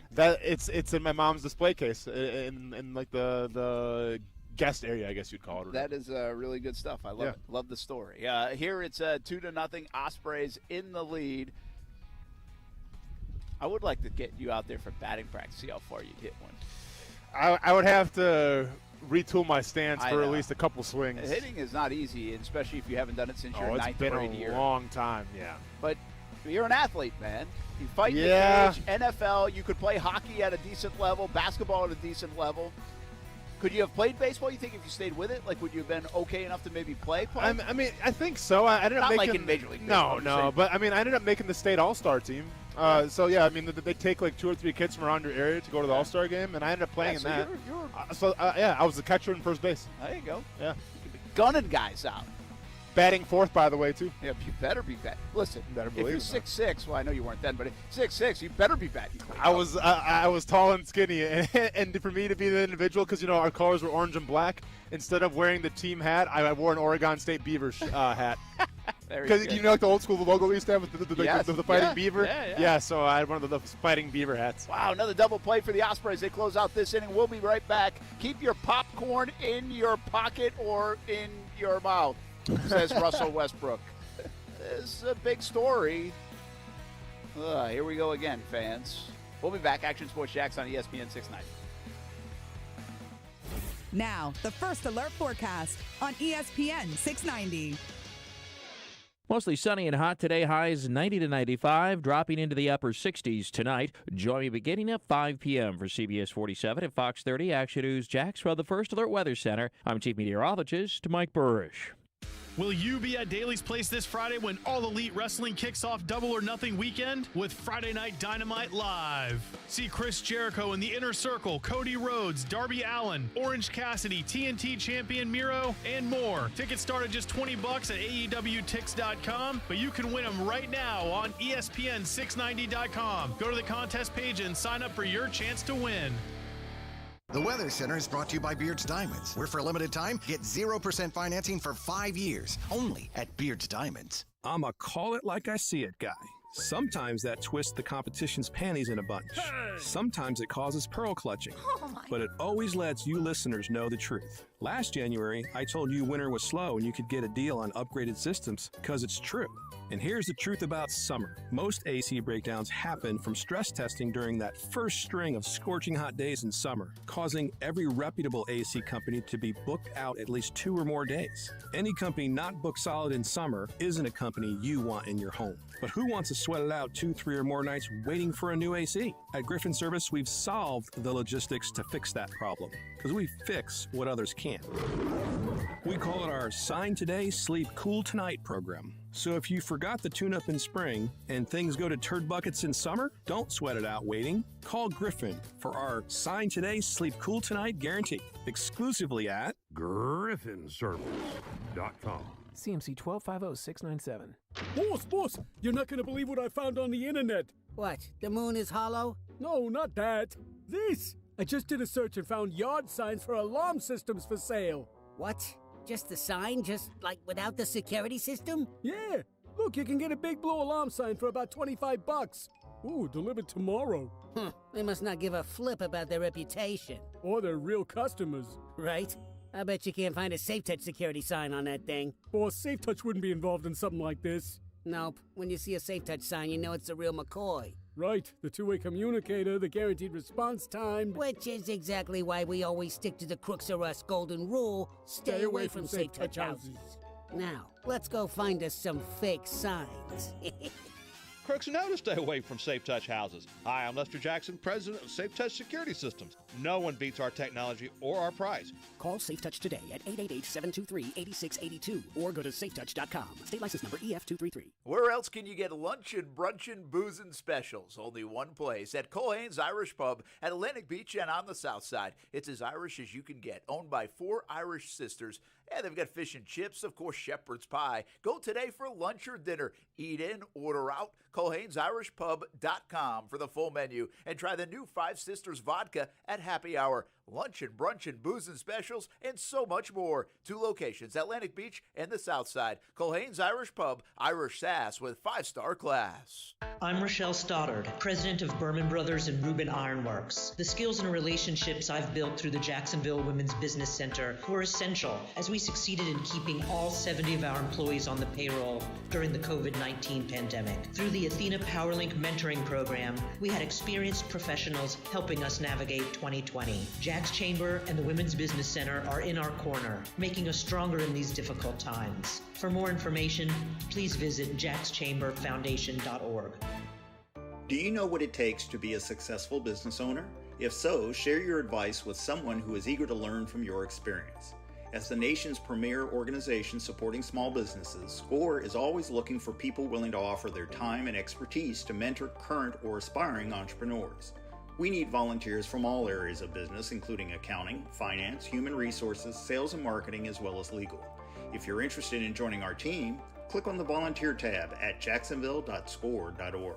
Hi, I'm attorney Robert Rubenstein, and this is Rubenstein's Rules for Personal Injury. Rule number 6, only settle when it's the right decision. We try cases all the time, but the truth is, most cases settle. With our lawyers on your side, the insurance company knows if they don't make a fair offer, then we will see them in court. Our experience will assist you in deciding whether to accept an offer or go to trial, and our advice will help you make the right decision. Call Rubenstein Law at 1-800-FL-LEGAL. Offices in Jacksonville and throughout Florida. Men, do you feel embarrassed in the bedroom because of ED or PE? Prime Men's Medical Center has the solution. I'm Dr. Brown. 98% of patients experience a positive result from the treatment in just 10 minutes after just one office visit. Men are lasting 30, 60, 90 minutes or longer, and it's affordable. Call Prime Men's Medical Center at 904-664-8217. See results on your first visit guaranteed or pay nothing. Call 904-664-8217. My son knows he should never touch my gun. He never talked to me about his gun. I keep the gun where she can't find it. He thinks I don't know where it is. She doesn't I know. Someone you love could be hurt by a gun accident in your home. Keep your gun locked away when it's not being carried. Take the time to talk with your kids. Have the talk with your family about gun safety. Talk to your family about firearm safety. Learn how at projectchildsafe.org/welcome. This is Action Sports Jacks on ESPN 690. Welcome into the show, a name you know. If you've been listening and watching ESPN for a long time, I know you know him. We're going to call him one of the forefathers, if you will, of sports radio. Mike Greenberg. Thank you. Forefathers is an interesting. That's fascinating. Every day, as I talk to more people, I get older and older. So that's kind of funny. Listen weekdays from 3 to 6 p.m. in your car or stream them. ESPN690.com. Austin Lane. Are we on right now or not? Like our screen? I guess we're good. Brent Martineau. Yeah, you got to go all the way. Yeah, we're back. Thanks for your concern. You're welcome. Action Sports Jacks on ESPN 690. Well, a big reason it was red zone emphasis, and that's obviously a very hard area of the field. The field changes, especially against NFL talent all over the field, and defense had the upper hand today. It wasn't just him. So just new area of the field, which is why you spend so much time down there practicing. Completely different game. Very accurate yesterday. Today was just we all struggled, not just him, offensively. That is Urban Meyer, Jaguars head coach, talking about Trevor Lawrence. Struggled a little bit in the red zone portion of practice. Of course, it's the only part of practice, or the only practice we've been able to see. Isaiah Byers just went yard for UNF. They now take a 3-0 lead. They've had two hits, both home runs, and we're in the bottom of the fifth. So 3-0 now over at Kennesaw State here in the ASUN Baseball Championships, as we're live from the University of North Florida. A lot going on campus with the baseball games, 2 today. JU won earlier over Liberty, and then the NCAA track and field regionals as well, just across the way. So beautiful day for it. Back at it again tomorrow here and Saturday for both the track and field and for the baseball championships. Going to crown an ASUN winner in the sport of baseball. Brent Martineau, Austin Lane. That was Urban Meyer talking about Trevor Lawrence. Basically said, hey, had a good day yesterday. Today, you guys got to witness kind of day, and especially in the red zone. You find it in your practices over the years that obviously the red zone in games gets shrunk down, and it's such a focal point. If you have a good team, usually performing pretty well in the red zone. Yeah. If you're not a very good team, well, it's probably because you're kicking either field goals or getting nothing in the red zone. It's quite simple formula, much like turnovers can be. I think the year Bortles and the Jags went to the AFC Championship game, he had some crazy number in the red zone. It's like 18 touchdowns and no picks. So he did really well. Have you found, like, even in practices, though, over the years, that defense won a lot of those sessions against the offense in the red zone? So it's pretty wild because usually, depending how you're going to get one-on-ones, especially in training camp. But, it's going to be tailored to something, right? So let's say that the offense wants to go over a new wrinkle or a new scheme. Well, then you're going to call the defense that kind of helps them out a little bit to kind of gain more confidence. So every once in a while, it'll be tailored for somebody to win. But generally, when we've gone through red zone and, it's been the one-on-one, the first team versus the first team all versus the first team D, I've always found it that, it varies. Some days the offense comes out and they're firing all cylinders, and sometimes the defense comes out. So, listen, I assume that if you're the Los Angeles Rams, you have Aaron Donald. If you go full speed in red zone, odds are he's probably getting the quarterback, right? So things have to be, tinkered with a little bit to help out that offense. But I find that there's no really advantage. Sometimes it's the offense's day, sometimes the defense's day. We're going to talk more football coming up. Obviously, we got football 5. We'll talk more Jags. If you just missed it at all during the show, you can always go back and listen on the podcast, Action Sports Jacks on ESPN 690. But we'll have more of our observations from this day that we're allowed into. Again, you got to remember, this is day 3 of OTAs for the Jags. This is a compilation of practices. For us, it was like, whoa, it's the first time. So had a little bit of that going on, and they've been on the field for a couple weeks, phase 2, now phase 3. So we'll talk more about Tim Tebow, Trevor Lawrence, and everyone else. I wanted to get to, actually, Urban Meyer's thoughts on Tebow and how they could use him, because I know that will be a nice eye roll from Austin Lane, so I want to get to that. Brent. Yes. Random question, just because you mentioned it and you were saying, it's the first time you guys were there, and obviously the third day for them, but they were trying red zone stuff, which made, essentially Trevor had a not great day. Do you think it would have made sense? Should the Jags have thought about maybe doing a day that would have made Trevor look good right off the rip since the media's there? Yeah, it's a good call, right? I thought about that more with Tebow. Tebow initially caught I don't know, there was a little period where he caught 4 passes and he didn't drop one. Yeah. And I was like, hey, if I'm Urban Meyer right now, I'm going up to the quarterbacks. I'm like, don't throw him the football again. Should have put him one-on-one with Miles Jack and see what he really has. Yes. So I don't know if that's crafted. I don't think it's crafted. But I get your point, Kuz, and I think, like, I even thought about it as it relates to Tebow. See, I don't think Trevor needs that. I don't think, I think Blaine Gabbert needed a little bit of that.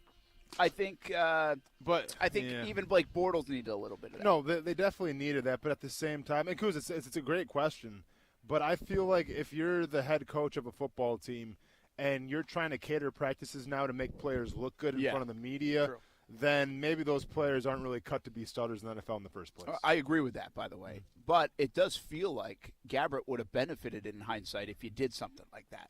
For the media? From the narrative. But remember, but Gabbert always looked good in that's true. practice. He actually did practice. He looked fantastic in practice. But, okay, game. how about this? I'll give you an example. The night practice, I think it was a night practice for Bortles. He throws 5 picks. Sure. And it was like, whoa, right? Yeah. And so can you do something in that setting where you only threw a couple of picks? Let's avoid him putting him in a situation where he's going to get to 3, 4, 5 picks in a practice. Yeah. Because we got everybody out here, and even the national media is here, and this is a big deal. It's under the lights. Let's not put him in position to look that bad just for the noise. No, I understand, but I completely disagree, though. To me, I put him in those situations because we have to learn, and we have to get better. Now, did Blake Bortles learn from that 5-interception night? Well, maybe not. But, I want to put the most pressure on my players as possible because once it's Sundays, and this is real, you got to perform at your best ability. So, no, I'm not going to coddle anybody, especially the quarterback, because I need you to fire on all cylinders and have your head in the game. Yeah, I agree with you. I think it's a great hypothetical question, though, because bottom line is you feed off the quarterback as a team, not just the media, but as a team. Mm-hmm. And so if you see your quarterback throwing 5 picks in a practice, you're like, oh, boy. Well, then maybe it's time for a new quarterback. Well, people argued that coming out of that practice. Not only for that day, but for weeks and months and years ahead. Yeah. All right, so more football coming up in just a moment. The NBA. Playoffs, by the way, have been outstanding. Ratings are up across the NBA with the play-in and also these early matchups. I thought the Hawks-Knicks game was good again. Yep. A forgotten team in this whole playoff series so far has been a team like Washington, but they make noise with Russell Westbrook going in the locker room and popcorn thrown on him from a fan. What's your take on the situation? Obviously, listen, fans, I think we all can have this take. What? Can we stop throwing things at players, right? I mean, what are we doing? Absolutely. So I think we all have that. But is this a major story for you? Is this a part of a bigger problem, in your opinion, when it comes to either the NBA or unruly fans in general across sports? No, it's definitely a bigger problem because, fans sometimes when they get a couple beers in them, they feel a little too confident they can do whatever they want to players, right? I mean, we've seen this happen all the time in the past, whether it's language, whether it's throwing things at players. There has to be a line. And that line cannot be crossed. And I get it. It's just popcorn and everything. But, when you throw popcorn at a player and it hits them, to me, that's crossing the line. Now, was Russell Westbrook hurt from that? Obviously not, because it's just popcorn. But once again, to me, you can't cross that line. You're the fan. They're the player. You showed up to watch them do their thing, so respect that. You can say whatever you want to say. I mean, to the most part, right? There's some things that you shouldn't say. Boo them if you want. Do what you got to do. But to me, throwing something at a player is crossing the line. At the same time, though, and right now it seems like LeBron James and other players are going scorched earth to post this guy's picture and find out who this guy is. What are you going to do? You going to find out who this guy is and beat him up? You going to go to his house and punch him in the face? What does it matter? The guy got banned. He's never going to a game there again. He lost his season tickets. It is what it is. I understand that, if you want to put out his Twitter handle so people can talk smack to him, then so be it. But, this whole thing where we got to find out who this guy is, post his face everywhere. For what? Are we going to fight this gentleman? No. So then what are we doing? Yeah, that seems like a very childish response to a childish event, right? I mean, what are we doing? You want that guy to pay the price of embarrassment? Like you said, he's already going to pay a price. I think this has less to do with that one fan and more to do with fans in general. Here's the deal. You go, especially in the NBA, I think, there's so much entertainment value in watching these guys play. So many things that the normal person can't do. Mm-hmm. We come out to a baseball game, Major League Baseball game. There's a lot that people can't do, but we all can seemingly throw a ball, catch a ball, and swing a bat if we wanted to, right? Yeah. I understand we can we can shoot a basketball and dribble a little bit, but we can't take off from like inside the free throw line and throw one down. Sure. Right? Sure. We can't shoot like Steph Curry and puts on, so there's just, it doesn't matter what sport. Football's like that too. Mm-hmm. But you pay for entertainment. Like that's what you're paying. Your hard-earned money for is entertainment. So why would you pay for entertainment? That guy's trying to put on a show, and then you would disparage that athlete, that person, that team, whatever, in the ways that people do it, and especially in this sense, throwing something. Well, and you know, Brent, I mean, it's just it defies logic on so many levels. It obviously shouldn't even be a part of human behavior. But there's no rite of passage to be able to do that when you buy the ticket. You're being asked to be entertained. You're not being asked, can I throw something at you if you don't entertain me the way I want to be entertained, or if I just don't like you? Well, and Brent, I would say another part with this one specifically, like, this happened right after Westbrook injured his ankle. Absolutely, he was walking out. The game wasn't even over. He was injured and going to get checked. So, like, it's almost even more disrespectful because of that, and I don't know why that feels that way, but, like, that made it worse to me.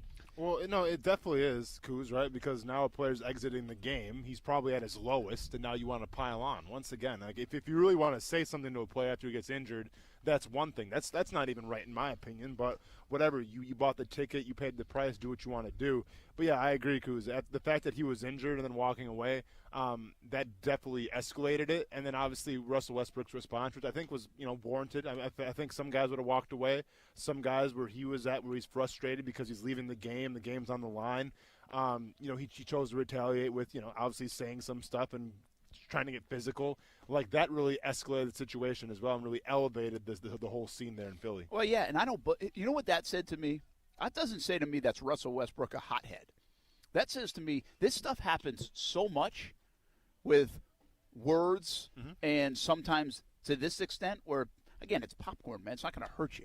It's the idea of it. It's what it says. And so that's what it said to me. It's like this happens so much that we don't talk about it. And I think if you look at even what Kyrie Irving said, about Boston and going back there, it's stuff they hear, not just in Boston, but probably other places. Athletes, I just don't think you make $15 million or whatever it is a year. You're putting on a show, and I paid for a ticket to watch you. That allows me to say and do whatever the hell I want to do. For sure. And there are situations that we've seen in sports where we've gotten there. And I guess I know what you're going to say. A lot of people say, hey, Brett, there are 60,000 people at a football game. There are 20,000 people at a hoop game. There are 40,000 people at a baseball game. You're talking about one instance here and one instance there. Yeah, but I don't know if I am. I think I'm talking about more instances that we probably even can count and probably see all the time. Sure. So I think there's more to it than that. And I think the question becomes, when do we get to the point where we're crossing the line so much that it does raise our attention? Can we stop some of that stuff prior to? And I'm sure security people are doing it as much as they can. Yeah. But is the NBA doing enough?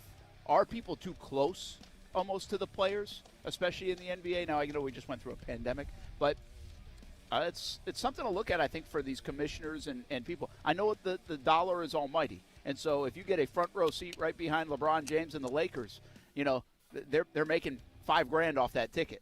Sure. I get it, but is it worth risking a potential with player and fan, No, absolutely. But that's just the way the NBA is, though. I mean, that's what makes the game so great is you can have Spike Lee on the floor talking smack to Trae Young. That's an element of the game of basketball, and that's the element of why sometimes people tune in. Like I remember Drake a couple years ago when it was the Bucks Raptors in the Eastern Conference Finals, and I'm watching Drake essentially coach the Toronto Raptors and talking so much smack to Giannis Antetokounmpo drove me crazy. But it was a great narrative. It was a great storyline. So, I don't want to see them take that away because that is entertaining, but we got to hold fans accountable at the same time. Yeah, I just hope we don't cross the line and something more than just popcorn. Well, I mean, it happened in Detroit. It's happened in the past. It's happened in other sports. So it almost happened in Jacksonville with Seattle. Yeah. Did you see the whole Ron Artest thing? Today? What he said about the whole incident, because someone brought that up. So apparently the fan was like, this is just like the Ron Artest thing. And then Ron Artest chimed in and said, well, actually what happened with that incident was the fact that the guy's friend bet him $50 that he couldn't hit Ron Artest with a beer. And he did. He got $50. And the reason why Ron Artest goes, the reason why I know that is because me and that guy are friends now. Really? Yeah.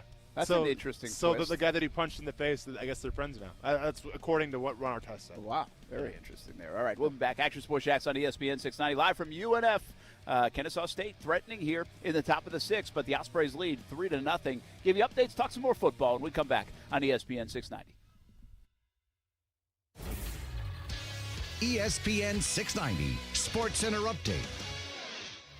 Happy Thursday. I'm Jake Mitchell. Tim Tebow hasn't just sold a lot of jerseys. He's gotten a lot of people around the NFL talking, specifically his teammate and number 1 draft pick, Trevor Lawrence, who said, quote, "He looks great. He's just the guy you want to be around, and no one's going to work harder than him. Those are the kind of guys you want in your locker room," end quote. Over in baseball, Major League umpire Joe West had to confiscate the hat of Cardinals pitcher Giovanni Gallegos after he noticed a foreign substance on the hat in the 7th inning. Of course, Cardinals manager Mike Schilt took offense to that and disagreed very disrespectfully and was tossed from the game. You may remember West was recently in the news for setting a record for the most games umpired in Major League Baseball. Don't forget to listen to your Jumbo Shrimp versus the Durham Bulls tonight at 6:50 on ESPN 690 or ESPN690.com. Sports Center Update is brought to you by Morgan & Morgan. Morgan & Morgan, for the people.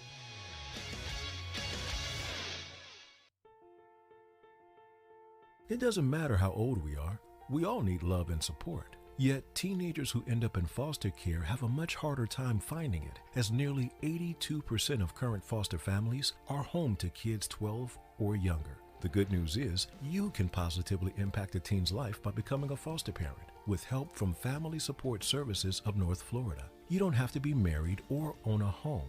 You provide patience, love, and understanding, and Family Support Services will offer specialized training, resources, and a community of support. So if you've ever felt a calling to help youth, please take this opportunity to explore becoming a foster parent to a teen through Family Support Services. Teenagers may no longer be little, but they still need lots of love. Take the next step by visiting foster-now.org.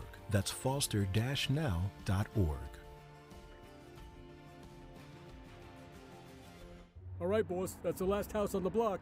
So what's the tally? Let's see, 11 houses have Safe Touch security signs. Okay, Safe Touch means we cross them off our list. What else? 6 houses with no security system signs, 1 with a ding-dong doorbell camera sign. Ha, laughable. Yeah, and 4 houses have big blue alarm signs. Big blue alarm. You know, I still can't get over the fact that you can go online and buy one of their alarm signs for $25. Wait, so you're saying there's a good chance that those big blue signs we saw are fake? Well, not all of them. I'm sure some of them have actual alarm systems. Huh. Well, one thing's for sure. When we see a Safe Touch sign, we know it's the real deal. And that's just another reason we stick to the Crooks R Us golden rule. Stay away from Safe Touch houses. Is that on a bumper sticker yet? Crooks know to stay away from Safe Touch houses. Hi, I'm Lester Jackson, president of Safe Touch Security Systems. No one beats our technology or our price. Call Safe Touch today at 888-723-8682 or go to safetouch.com. State license number EF233. Are you looking for a venue to celebrate your special occasion that guests can't stop talking about? Call Riverside North Special Events and Banquet Hall. We specialize in anniversaries, weddings, birthday parties, corporate meetings, family reunions, fundraisers, graduations, and funerals. This unique, all-inclusive, full-service venue is the way to go. Call us today at 354-4162 and let us book your next event.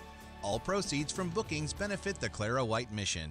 Hi, I'm attorney Robert Rubenstein, and this is Rubenstein's Rules for Personal Injury. Rule number 5, do not ignore your injuries. Right after an accident, most people don't realize how bad their injuries are. Injuries can get worse over time. Early medical treatment is crucial. Beware of clinics that treat only your neck and back. What about your knees, shoulders, head, and other injuries? Come see us. We'll talk about all your injuries and get you the compensation you deserve. Call Rubenstein Law at 1-800-FL-LEGAL. Offices in Jacksonville and throughout Florida. No matter what you are driving, you can step up to luxury now at any of the Fields Auto Group dealerships in Jacksonville. Cadillac, Jaguar, Land Rover, Lexus, Mercedes-Benz, and Porsche. Yes, it's luxury for less at all Fields Auto Group locations in Jacksonville. Plus, Plus, you'll also be part of their exclusive Fields Amenities program, where you will get complimentary loaners, car washes, and cafes. So whatever you're driving, see Fields first and step up to luxury for less during this amazing opportunity. Visit fieldsauto.com. Is your home not feeling very new anymore? Sick of that pink bathroom tile, popcorn ceilings, a stove older than you are? Whether it's repairs or reno, finance it smart with a Honeydew HELOC from 1-to-1 Financial, Jacksonville's hometown credit union, where you can borrow up to 90% of your home's appraised value. You've got good taste, but your block counters ain't cheap. So get to work and open a Honeydew HELOC with 1-to-1 Financial. When you do, we'll send you a free handyman tool set to get started. Apply online at 121fcu.org. Federally insured by NCUA. Does learning a language feel like this? No habla español? Hablo. It's hablo? Yes. It's hablo.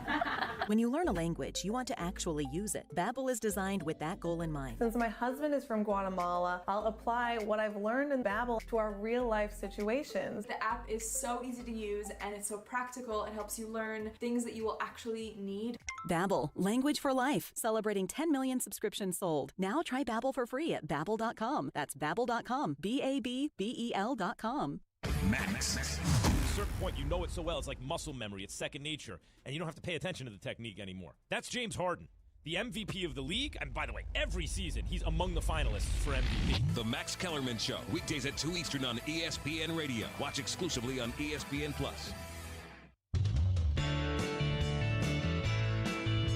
I think it's been great, and I think it's just a transfer to what we were doing for the past 3 weeks before, we even got on the field with all the coaches and stuff like that. We've spent a lot of time together, probably almost 2 months now. So, it's been good. Everybody's going around, flying fast, making big plays, as we should and as we knew we were going to do. So there's a lot of people, a lot of receivers, in our group, that could, have different abilities and could put them in different places. I mean, you put LaVisca in the backfield and watch him work and stuff like that. And everybody's been great, and everybody's been, taking the coaching and just having a good time. So yeah, we're just going to continue to do that. I believe that was Marvin Jones. Yep. There we go. Nicely done. I'm excited about Marvin Jones, man. Yeah. Yeah. I mean, I think, he should be, man. I think he's still got some left in the tank. Could you see Marvin Jones be better than wide receiver Dante one? Moncrief? Yes. Can I see Marvin Jones being wide receiver 1? I mean, define that as in he's gonna have the most targets, or just like his production wise. Well, I usually think one will fall in line with the other, but yeah, I guess production. Production probably wins the day, because I think what happens is a little bit of a tone setter, right? Yeah. If he has some targets early on, then I think he's going to probably continuously have targets. He's going to then put up the production, and what happens is he becomes Trevor Lawrence's go-to guy. Sure, someone who can rely on. And as a young quarterback, you got a veteran wide out there, and like, hey, I want to get that guy the ball. Guy's caught a lot of passes in the NFL. Yeah. So I could see it naturally. This is I don't mean this as any intention of slighting DJ Chark. I think DJ Chark's ready for a big season as well. I think they could have a nice 1-2 punch. Yeah. But I think Marvin Jones has the ability to kind of be that on this team. He does. I still think DJ Chark's going to be the one right now until I see something different. But, I mean, Marvin Jones has showed in the past when guys like Kenny Galladay go down and he's expected to step up a little bit and get the lion's share of the receptions. He's answered that call. So he very well could be the wide receiver 1, but I'm still going DJ Chark. How tough to defend do you think could they be? If you start thinking of Marvin Jones, DJ Chark being of similar ilk in terms of, hey, we have a lot of confidence in those guys, and we get either one the ball, and they go up and make a big play for us. And then you have LaVisca Chenault, we know that could add a little something. And then you mix in the Etiennes and all the rest. But I'll leave Colin Johnson out of the fold and all the, we could really, muddy this thing up. Yeah. But how difficult are the Jags to defend if you're watching tape and you got Marvin Jones, has been doing this for 10 years, catches a bunch of touchdowns, knows what he's doing. DJ Chark, this emerging guy, young player in the league, but very talented. And then you have a LaVisca Chenault who you don't even know how to guard that guy sometimes. Sure. When you look at that tape during the week, is that problematic for defenses? Yeah, I think so. It's going to really depend what this looks like. If you go with 3 wide receiver sets, you can put Laviska in the slot. I think he can handle that. He's shown that when there is some space, he can take a small hole, make it a giant hole with the way, he's got the strength and everything and can run guys over. So, yeah, I mean, I think in terms of game planning this team, we'll see what the plan of Travis Etienne is. I wish they had a little more of a threat right now. No disrespect to Tim Tebow, but I wish they had a little more threat right now at the tight end position, up the middle. But there are ways around that. You can get involved the slot guy a little more. You can involve Laviska Shenault a little more with some gadgets and things like that. So, yeah, I think with Urban Meyer's offensive prowess, I think with the depth that they have, it is going to be a challenge for secondaries to stop this Jaguars team. Yeah, I do. And again, the play calling comes in. How do they utilize those guys? Where does Etienne fit on that? All the other stuff. I think, and how well you're running the ball. Right? Yeah. I mean, that's really the big part of it is what you can set up with the run with any team is obviously critical of that. I'm fascinated by the offense. I know there's a lot of talk. I mean, today I saw a defense that looked like it made some plays. I think there's curiosity in the defense. I would say I wouldn't use the word fascinated by the defense because I just don't know how dynamic they can be. I think Trevor Lawrence is a quarterback around here we haven't seen in terms of making guys better. And so even as a young player, if he can do that to some degree, well, then you add in some already pretty good players with some pretty decent resumes with James Robinson and DJ Chark and Marvin Jones. And then you add in what maybe Laviska could be or an Etienne could be. That's where that fascinates me. And you go to an offensive-minded coach in Urban Meyer, and then you got Bevel and Schottenheimer have plenty of experience with a lot of different styles of players and good players in the league. Yeah, I don't use the word fascinating on defense. I use the word fascinating on offense. I think that's my anticipation in the early part of the season especially. I'll be disappointed if they are not somewhat electric offensively. Like, they're not the Chiefs, I get it, but I'd be disappointed if they're, let's just say, at least productive offensively. No, for sure. And, it's going to be intriguing because if this offense looks like any kind of offense that Urban Meyer ran at Florida or that he ran at Ohio State, you're going to see a lot of guys going to space. And when I say that, you're going to see a lot of crossing routes. You could see some two running back sets, if you will, but it's all about speed, right? I mean, that was the first clue that Urban Meyer really, left with these breadcrumbs of saying we're going to have speed, speed, speed. Well, he wants speed because it does one of two things. It stretches the field in terms of running verticals, which Urban Meyer has shown in the past, where he just likes to take those deep shots. Bruce Arians was really known for that in Arizona. You saw that a little bit with Tampa Bay as well. Got him to the Super Bowl, won him a Super Bowl. I think Urban Meyer wants to do a little bit of that, running those verticals, but then also, obviously, if you have those quarterback read options, not saying that it's going to be Trevor Lawrence running 10 to 15 times a game, but it's going to be him keeping defenses honest, and when you have linebackers, edge guys overthinking it, who do I take? Well, that's when guys become open in the middle of the field as well. That's what I see Urban Meyer really bringing to this offense this year. All right, big spot for the UNF Ospreys as they now lead just 3-2 with a couple out here in the sixth inning. Kennesaw State threatening. We'll have an update for you at 5. We'll also have football at 5. It's on the way. Tim Tebow, Trevor Lawrence. We saw OTAs today. What did they do? How did it look? What does it mean? All that coming up on ESPN 690. CGC Water has been telling you if you're not filtering your water, you are the filter. Still not a believer? Well, you can believe me. My family has been a happy CGC Water customer for 4 years now. Customer service is tremendous. We got our water tested. We were told about our options in financing in detail. No pressure, just information. Installation was quick, and the CGC team was there every step of the way. And we absolutely love it because it works. Heck, I even think my coffee tastes better because of it. And I love my coffee. A Kinetico system from CGC Water removes up to 99% of contaminants. That's clean. Schedule your free water test today and ask how you can save up to $500. CGC is still taking extra precautions with in-home visits and continuing to follow CDC guidelines. Financing available with approved credit. Call 904-552-1242 for details or visit cgcwater.com. Serving Northeast Florida and Southeast Georgia. CGC Water Treatment, your local independent Kinetico dealer. It's time for some straight talk. Sure, saving money feels good, but cutting your wireless bill in half? That feels really good. Like walk-off home run in the 9th inning kind of good. Okay, maybe not that good, but pretty darn good. With Straight Talk, you can get 25 gigs of high-speed data for $45 a month. up to 50% less than the other guys. Plus, no contract. All on America's best networks. Why pay a whole lot when you could pay half? Straight Talk Wireless. No contract, no compromise. Goodyear knows the importance of keeping momentum as you head down the stretch.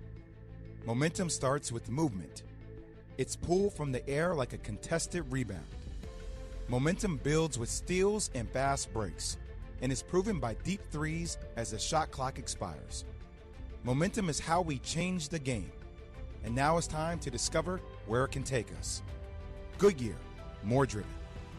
There is a taste of the islands in every drop of Vida de Luis tequila, imported directly from Tequila, Mexico to Jacksonville Beach. Vida de Luis is the only locally owned tequila in Jax Beach. Support local and try Vida de Luis. Award-winning, smooth, all natural, no aldehydes or additives, which means wake up feeling good the next morning. Find out where you can pick up a bottle of Vida de Luis, Blanco, Reposado, or Añejo. Just visit VitaDeLuis.com. Support local and taste the islands in every drop. Smoked for hours, served in minutes. Now that sounds like good barbecue, and it is at Willie Jewell's in St. Augustine at Murabella Crossing. Open 7 days a week. It's old school barbecue. Trivia night on Monday. Kids eat free on Wednesdays. Check out the Willie Jewell's app and catering for all of your events. Visit williejewels.com and visit Willie Jewell's at Murabella Crossing in St. Augustine. Old school barbecue, smoked for hours, served in minutes at Willie Jewell's. Here in the Sunshine State, more than 3 million men are over age 45, and over half suffer from ED or PE. Here's a message from Prime Men's Medical Center. I'm Dr. Brown. If you're having problems in the bedroom and pills like Viagra have let you down, you'll see results at Prime Men's Medical Center, guaranteed, or your exam is free. And it's affordable. Call 904-664-8217. Guaranteed results on your first visit or your exam is free. Call 904-664-8217. 5 days only, Thursday through Monday, you'll get huge savings on Arlington's big-time selection during the Summer Starts Here Memorial Day weekend blowout. Over 700 new cars available. When you want selection, Arlington's got it. Picture yourself cruising around this summer in a new 2021 Corolla LE for a low $249 a month. It's the Summer Starts Here Memorial Day weekend blowout Thursday through Monday. Shop safely in person at 10939 Atlantic Boulevard or online anytime at arlingtontoyota.com. Visit arlingtontoyota.com/Memorial Day for details. Madison Square Garden by the Knicks. The fan who dumped popcorn on Wizards guard Russell Westbrook as he exited last night's game with an ankle injury has had his 76ers season tickets revoked and is banned indefinitely from Wells Fargo Arena. Fans just need to use more common sense, suggests Zach Lowe of the Low Post podcast. We all know where the line is. You all know where the line is in your day-to-day interactions. What's funny, what's clever, and what's verbally over the line. And what's definitely over the line is like anything that you have that can move from you to the court or to a player, whether it's an object or saliva or whatever. It's really not that hard. Like, just don't do that. Boston forward Jason Tatum accidentally poked in the eye in Game 2 practice today. He'll play in Game 3 tomorrow versus Brooklyn. 8 Eastern ESPN Radio, 8:30 Eastern on ABC. Jeff Green, a key rotational player for the Nets this season, will miss the remainder of that series with plantar fascia. Brooklyn is up 2-0. We're back on Friday, and the Lake Show is back at Staples. So we'll tell you why they're about to take over their first-round series with the Suns. Friday morning, Keyshawn, J. Will, and Zubin on ESPN Radio.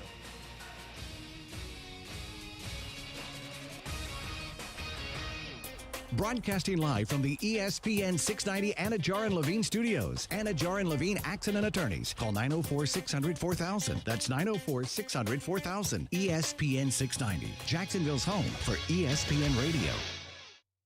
WOKV Jacksonville. Listen live everywhere you go on ESPN690.com. ESPN 690, a Cox Media Group station. Broadcasting live from the ESPN 690 Anajar and Levine studios. This is Action Sports Jax on ESPN 690 with Brent Martineau and Austin Lane.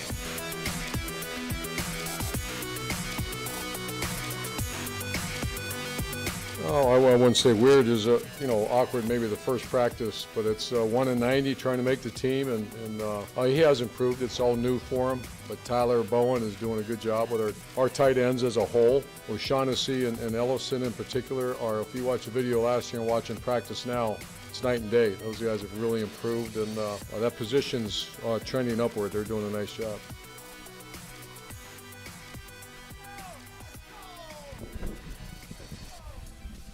That is Urban Meyer on Tim Tebow.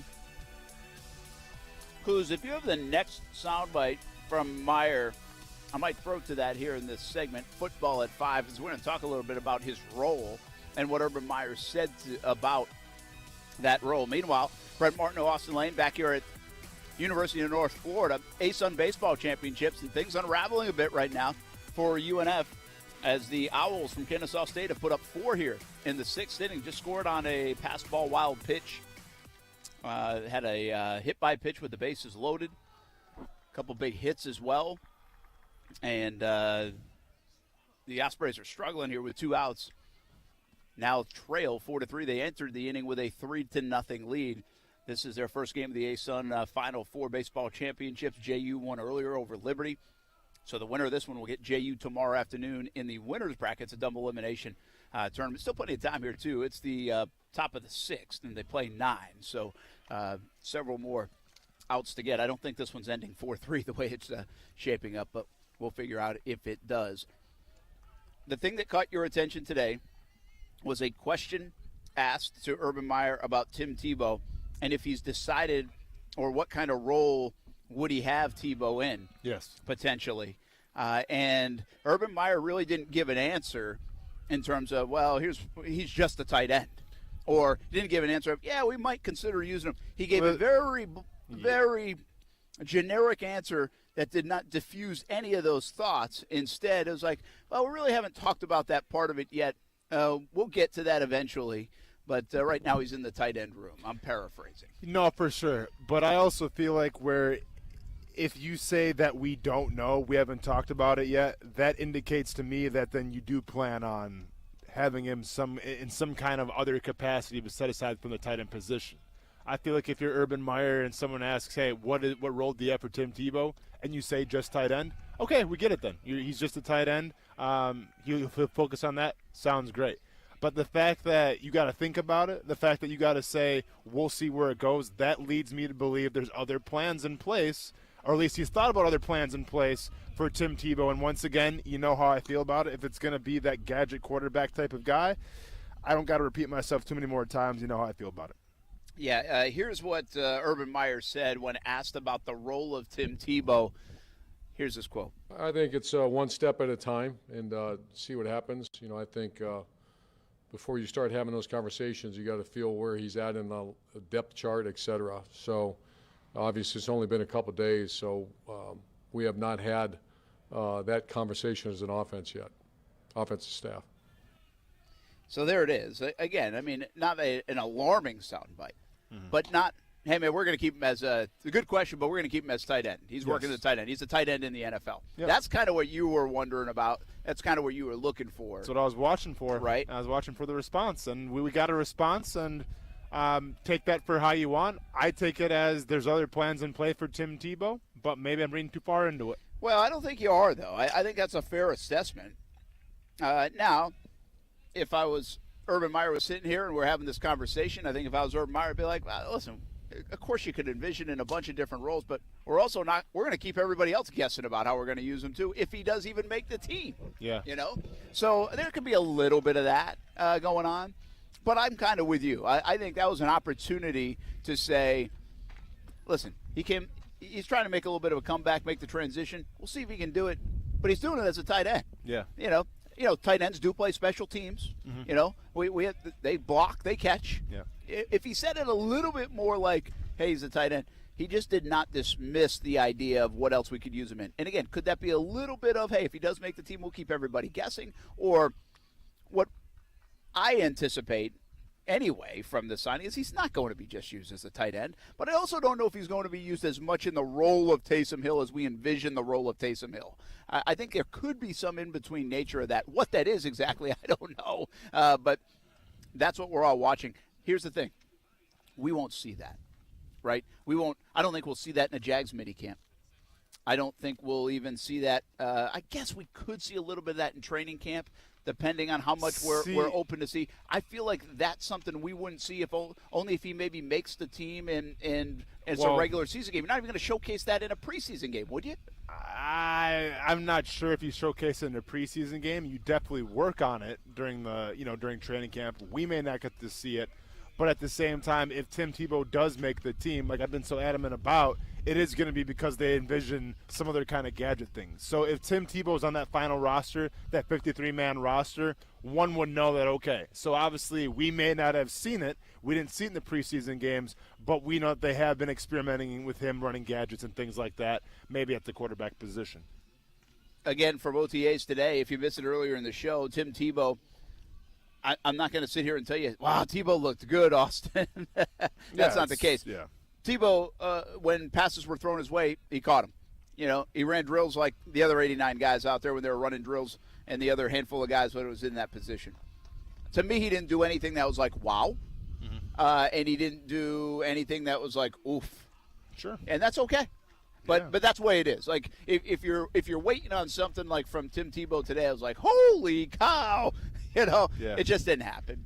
I thought actually the most noticeable thing to me, being out there again, I said this to somebody, I said, what if I told you? Isn't that how like they start the 30 for 30s? Yeah, for sure. What if I told you? So what if I told you? Yep. 2.5 years ago, when we start this show, January of 2019, that would have been, that Austin someday here in Jacksonville, Urban Meyer's going to be the head coach of the football team. Trevor Lawrence, national championship quarterback, is going to be the quarterback of the football team. Gardner Minshew is going to be a backup quarterback on this football team. And Tim Tebow is going to be playing tight end on this football team. Like, it hit me one more time today. I know we've said it a lot. We've talked about it a lot. But it hit me one more time. It's like, can you imagine if somebody predicted that happening? and you got nervous there. Nervous. Man, because that literally, Was it close? Yes. Where'd it go? Shout out to number 23 for telling me heads up because I didn't see that ball coming. It bounced off like the kind of the fence part. Oh, okay. So it didn't even clear the fence? No, it went past the fence. Literally, yeah. Right yeah, here. man. Oh, yeah. Get my glove on. But it hit me out there again today. I was like, wow, nobody would believe you. Yeah. Nobody would believe you if you said that. And, well, it happened out there today on the field. Shad Khan was out there watching. I was like, I kind of had this vision of Shad Khan just kind of rolling that mustache a little bit. Kind of like, well, got people talking about Jacksonville. No, for sure. You know, you're in the conversation, you're in the dialogue, but you know what it is, right? It's the Urban and Trevor show. Well, no, that too, but I don't want to call it a facade or anything like that. It's fun to talk about right now. It'll be fun to talk about through the preseason, even through some of the games. But once week one comes, you know what's up. If you're not winning, if you're not putting out a winning brand of football, none of that's going to matter. Yeah. The other guy that stood out to me today, because I actually thought he performed nicely, was Gardner Minshew. And that's a guy, to me, that I just didn't expect him to be here right now. That hit me today, too. Like, I didn't think Gardner Minshew would still be taking snaps for the Jags in late May. No. And go ahead. Well, and now I just start to wonder if maybe I'm wrong that he won't be taking snaps in late August. Now, did Shad Khan or Shad Khan's people get to you, maybe give you a little something underneath the table and said, hey, talk up Gardner Minshew because other teams are watching him right now, say he had a really good training camp, or say he had a really good OTA, so maybe that increases the trade value a little bit? Well, people do listen to me, and I know I have a lot of influence and impact, so you better believe it. Certainly could be the case. But maybe it's just trying to get you a press pass and maybe a little better food or something. I hope so, man. But no, this is, like, I expect this going forward. We know C.J. Beathard is going to be the backup quarterback. You don't pay a guy that much money to have him be third string or not even make the team. That's just not good economics. It's not good business. But I do think that you do showcase Gardner Minshew. You do give him as many opportunities as possible to shine, because that way other teams take a really good look at him and they're like, all right, we can't pass this guy up. Let's trade for him. Yeah, and where does he go is still a question mark. Dave Caldwell, by the way, hired as a personnel executive by the Philadelphia Eagles today. Yeah. Could the Eagles need any help? Gardner Minshew, Caldwell was an advocate for Gardner. What's their backup looking like? I have no idea what their roster's looking like. Here, Jalen Hurts starting the way. I think we've done this before in Philly. I don't think it's that much. Yeah. But you know, I'm just going to tell you, they don't have to tell. They didn't tell me to say this. I think Gardner Minshew looked pretty good today. Like I thought he was zipping the ball around. He looked. So they got Joe Flacco as their backup right now. Oh, Flacco they signed? Yeah. Who would you rather have, Flacco or Minshew? Come on. I mean, Flacco has looked pretty bad the past couple of years, but as a backup though, with experience, I guess with to help out Jalen Hurts, with all due respect to Gardner Minshew, I might have Flacco just from the experience factor. I think how hard is this right now for Minshew? Do you think he is such a it's overused. I know competitor, and I know Meyer says like competitive maniac like a lot, but you really do like he is. Again, I feel like we're doing the background stories on Minshew, seeing him compete his butt off, the chip on his shoulder. This cannot sit well. This is tough. He's got to kind of swallow some pride here. He knows he's not going to be the guy, and he knows he also might be stuck for a little bit. Like that's a bad spot to be in. I don't care what business you're in. When you can't see a light at the end of the tunnel of, hey, I can contribute, or, hey, at least I'm going to get out of here after this and I might have a chance to contribute somewhere else, then that's a tough spot to be in. Again, if you're working in the TV business, if you're working in the car business, if you're working in the NFL, I think that's a tough mental spot to be in. And I think that's a spot Minshew kind of finds himself in. Yeah. I mean, he's definitely a guy that I think is passionate about the game of football. He loves to play the game of football, and he definitely is in a rough spot right now. But at the same time, and I'm not sure how the guy operates, I'm not sure what the mindset is, but I assume that he's using it as motivation right now. He's using it and saying, okay, you don't want to believe me, that's fine. You weren't here when I was here, that's fine. But I'm going to make it so hard for you to deny me that hopefully it pays off and he gets traded. Like I think that's where his mindset is right now, and that's where it should be at right now. Like Trevor Lawrence is going to be the guy. That's just the way it is. That's the way the game goes. But if you're Gardner Minshew and you show up every single day on film and you make the coaches talk about you and you make the coaches go, good job, Gardner, when we're breaking down the film in the quarterback room and all of that stuff, just make yourself so you're undeniable. And then when you're undeniable, you'll have a home someplace else. It's probably not going to be in Jacksonville, and that's probably for the best for Gardner Minshew. I'm sure that's what he wants right now as well. Minshew to Tebow for a touchdown happened today. I think they should have kept that football out of practice and put it on eBay. Jeez. Yeah, why not, man? Why not? Maybe. Was it like a team period? Like, what kind of period was it? That was a red zone period. Okay, but it was. I think it was against the defense, though. I don't know if it was a red zone period. I don't even know if I'm allowed to say if it's a red zone period. If it was the red zone period. Okay, were there defenders? Oh yeah. It wasn't against there.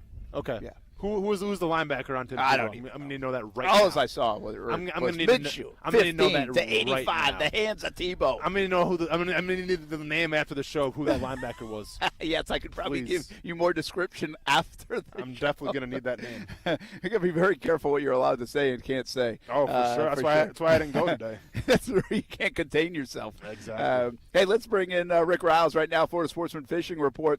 Maybe he would put a bid in on that football from practice today. Hope you're doing well, man. Hope the water's been kind. Yeah, I tell you what, it was a pretty good day weather-wise today, Brent, except for the current. I talked with Captain Robert Johnson from the Jody Lynn, and he said there was a lot of tide today, a whole lot of current. That made things kind of tough on the guys offshore. There were a lot of mahi caught, but there were an awful lot of boats fishing them, so it really kind of spread the catch out quite a bit. Nobody had a spectacular day. Back inshore, David Voorhees had a fine day. He had 4 trout in the slot. He had some keeper reds and some keeper flounder. Excuse me. So fishing inshore seems to be a little bit easier than it is offshore. I don't see anything real bad weather-wise until we get later on into the week. I think our ocean's going to be calm, so there's going to be a lot of boats out of the Gulf Stream. Just be prepared to deal with it, and you'll be able to get your share of mahi before the day's over. And one thing you can count on, we're going to be back tomorrow with another fishing report brought to you by Workman's Quick Fix Plumbing. That is Rick Riles with the Florida Sportsman Fishing Report. Thanks, man. Have a good night. Thank you, Brent. All right, listen to Rick each and every day. Action Sports Jacks on ESPN 690. And, of course, on Saturday morning, 7 a.m. until 9 a.m. on ESPN 690. Home and Patio Show coming up this weekend at the Prime Osborne Center, so you can check that out. Make sure you go say hello to our friends from CGC Water. Great people, great product. Been a big part of our home now for the last handful of years. And say hello to CGC Water out there at the Home and Patio Show. I know it's a big event here this weekend. Go check it out. Have some fun. But make sure you tell them Brent sent you over to CGC Water to say hello at their booth and their setup at the Prime Osborne Center. Here's at UNF. It's 4-3. The Kennesaw State Owls scored 4 in the top of the 6th. But We got a tie game now, just as I said it. How about Cade Westbrook delivers a double and an RBI double, and we're all tied up 6-6. Get to do a little play-by-play right there. I like it, man. I like it. I probably wasn't great. I wasn't prepared for it. It just kind of stunned me out of the blue. No, but it's a nice hit. Big-time hit. Ice water in his veins, 2 outs, delivers. How nervous are you about foul balls right now? Well, not too much if I'm looking at my in the right direction. Now, I know, but I kind of lapsed there too. I was like, hey, you were kind of back and forth the way we're looking at the game and kind of just chatting here. Yeah, that's what we do. And so sometimes I'm like, I haven't looked up and see if that foul ball's coming in a while, and then you just kind of freaked me out. I might have got whiplash, kind of trying to block myself from that one. To be fair, that ball was essentially, I don't know, maybe 10 feet away from hitting us. So, yeah. Isaiah Byers delivers. He looks like that's going to be another double deep to the left center field gap. And now the Ospreys take the lead 5-4. Big answer with 2 in the bottom of the 6th inning. Remember now, they played 9 innings, so plenty of baseball left. I feel a little bad, though, man. Like, obviously I'm going for UNF here, but I was talking to the pitcher when, like between the innings, he was talking a little bit. He was wondering. Cool. We are right down, by the way. Kennesaw State's bullpen is right here. Yeah. Like we could heckle him if we wanted. We could, yeah, but he was being nice, man. He's wondering what sport I played. I know, he did ask you. We got talking a little bit. So what do you like? You just assumed you were 6'6", had a beard, no, a couple of tattoos, so you played a sport? Yeah, exactly. He's like, dude, I got to ask I didn't get asked that question. Well, you know what, man, and to each their own, Brent. Obviously, if you had some dreadlocks and a beard, maybe, and some tattoos, people start asking you a little more, or maybe some height as well. Did you look at my calves? I mean, the calves do say athlete. The calves definitely say athlete. I mean, nothing on me, Phil. I mean, I don't have calves at all, but yeah. Yeah, and by the way, tell Phil Mickelson to calm down. Hey, Phil Mickelson today shoots 3 over par. Tell him to calm down. And he says, but I did win the PGA Championship. You know what, Brent? Like, I'm trying, man. I'm trying to come on board with golf, but the corniness that is coming from these athletes. Oh, come on. You've got, like, stage stuff in your sport. What are you talking about? Yeah, and I'm not a fan of it, but there's a lot of other options. That is true. You do dismiss it. Yeah, I did dismiss it, and I'm still, there's still a lot of guys out there, Conor McGregor and whatnot. Like, it's all good, but I don't need to hear Phil Mickelson run his mouth about I'm still okay, we got it. And he's wearing his shades when he's doing the interview. He was wearing his shades. He was. He doesn't take the shades off, man. I mean, it could be like, I think he wears them in the dark. I told you he's like Eric Church.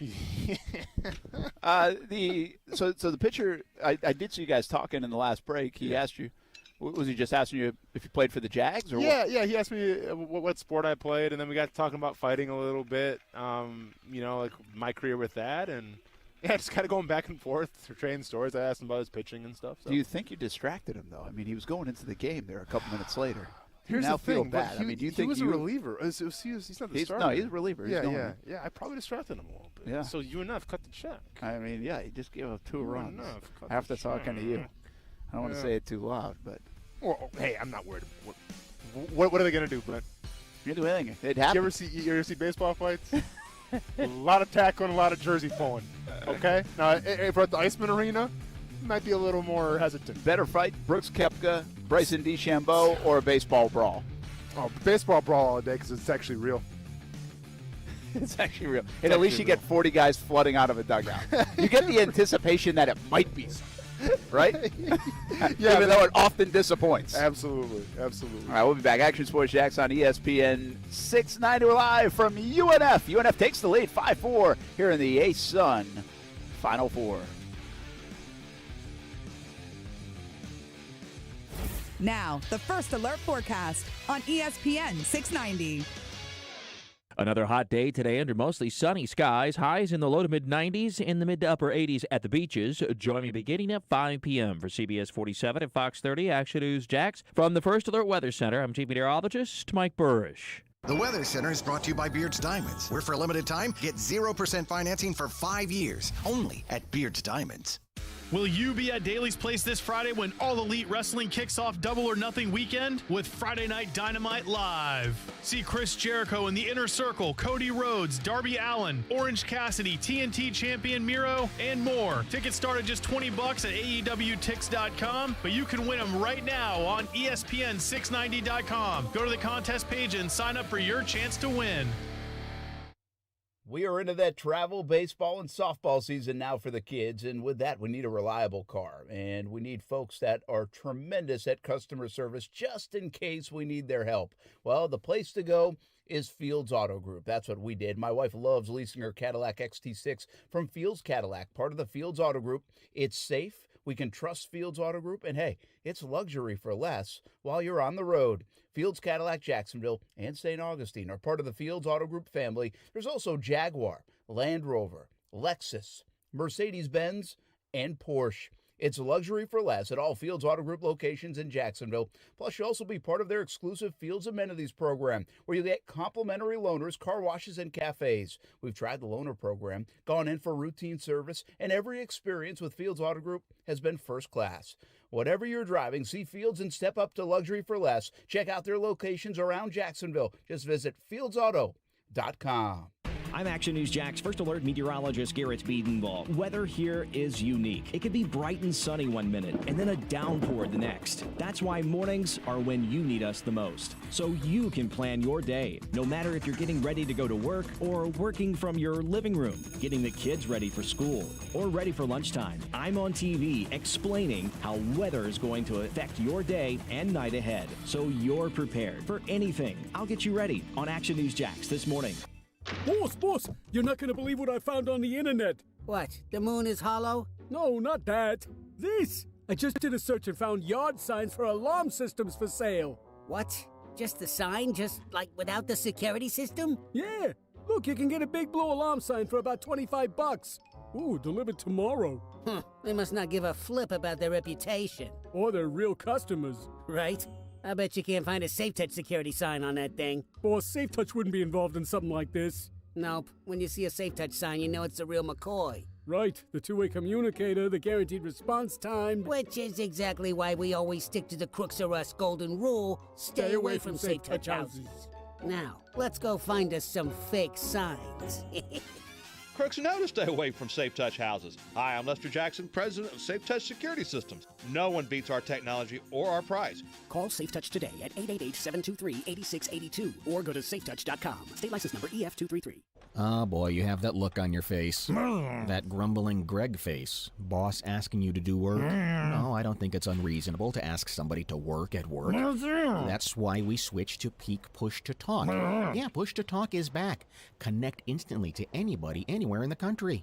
Boop. Get used to the boop. And working at work, too. It's kind of the thing we do.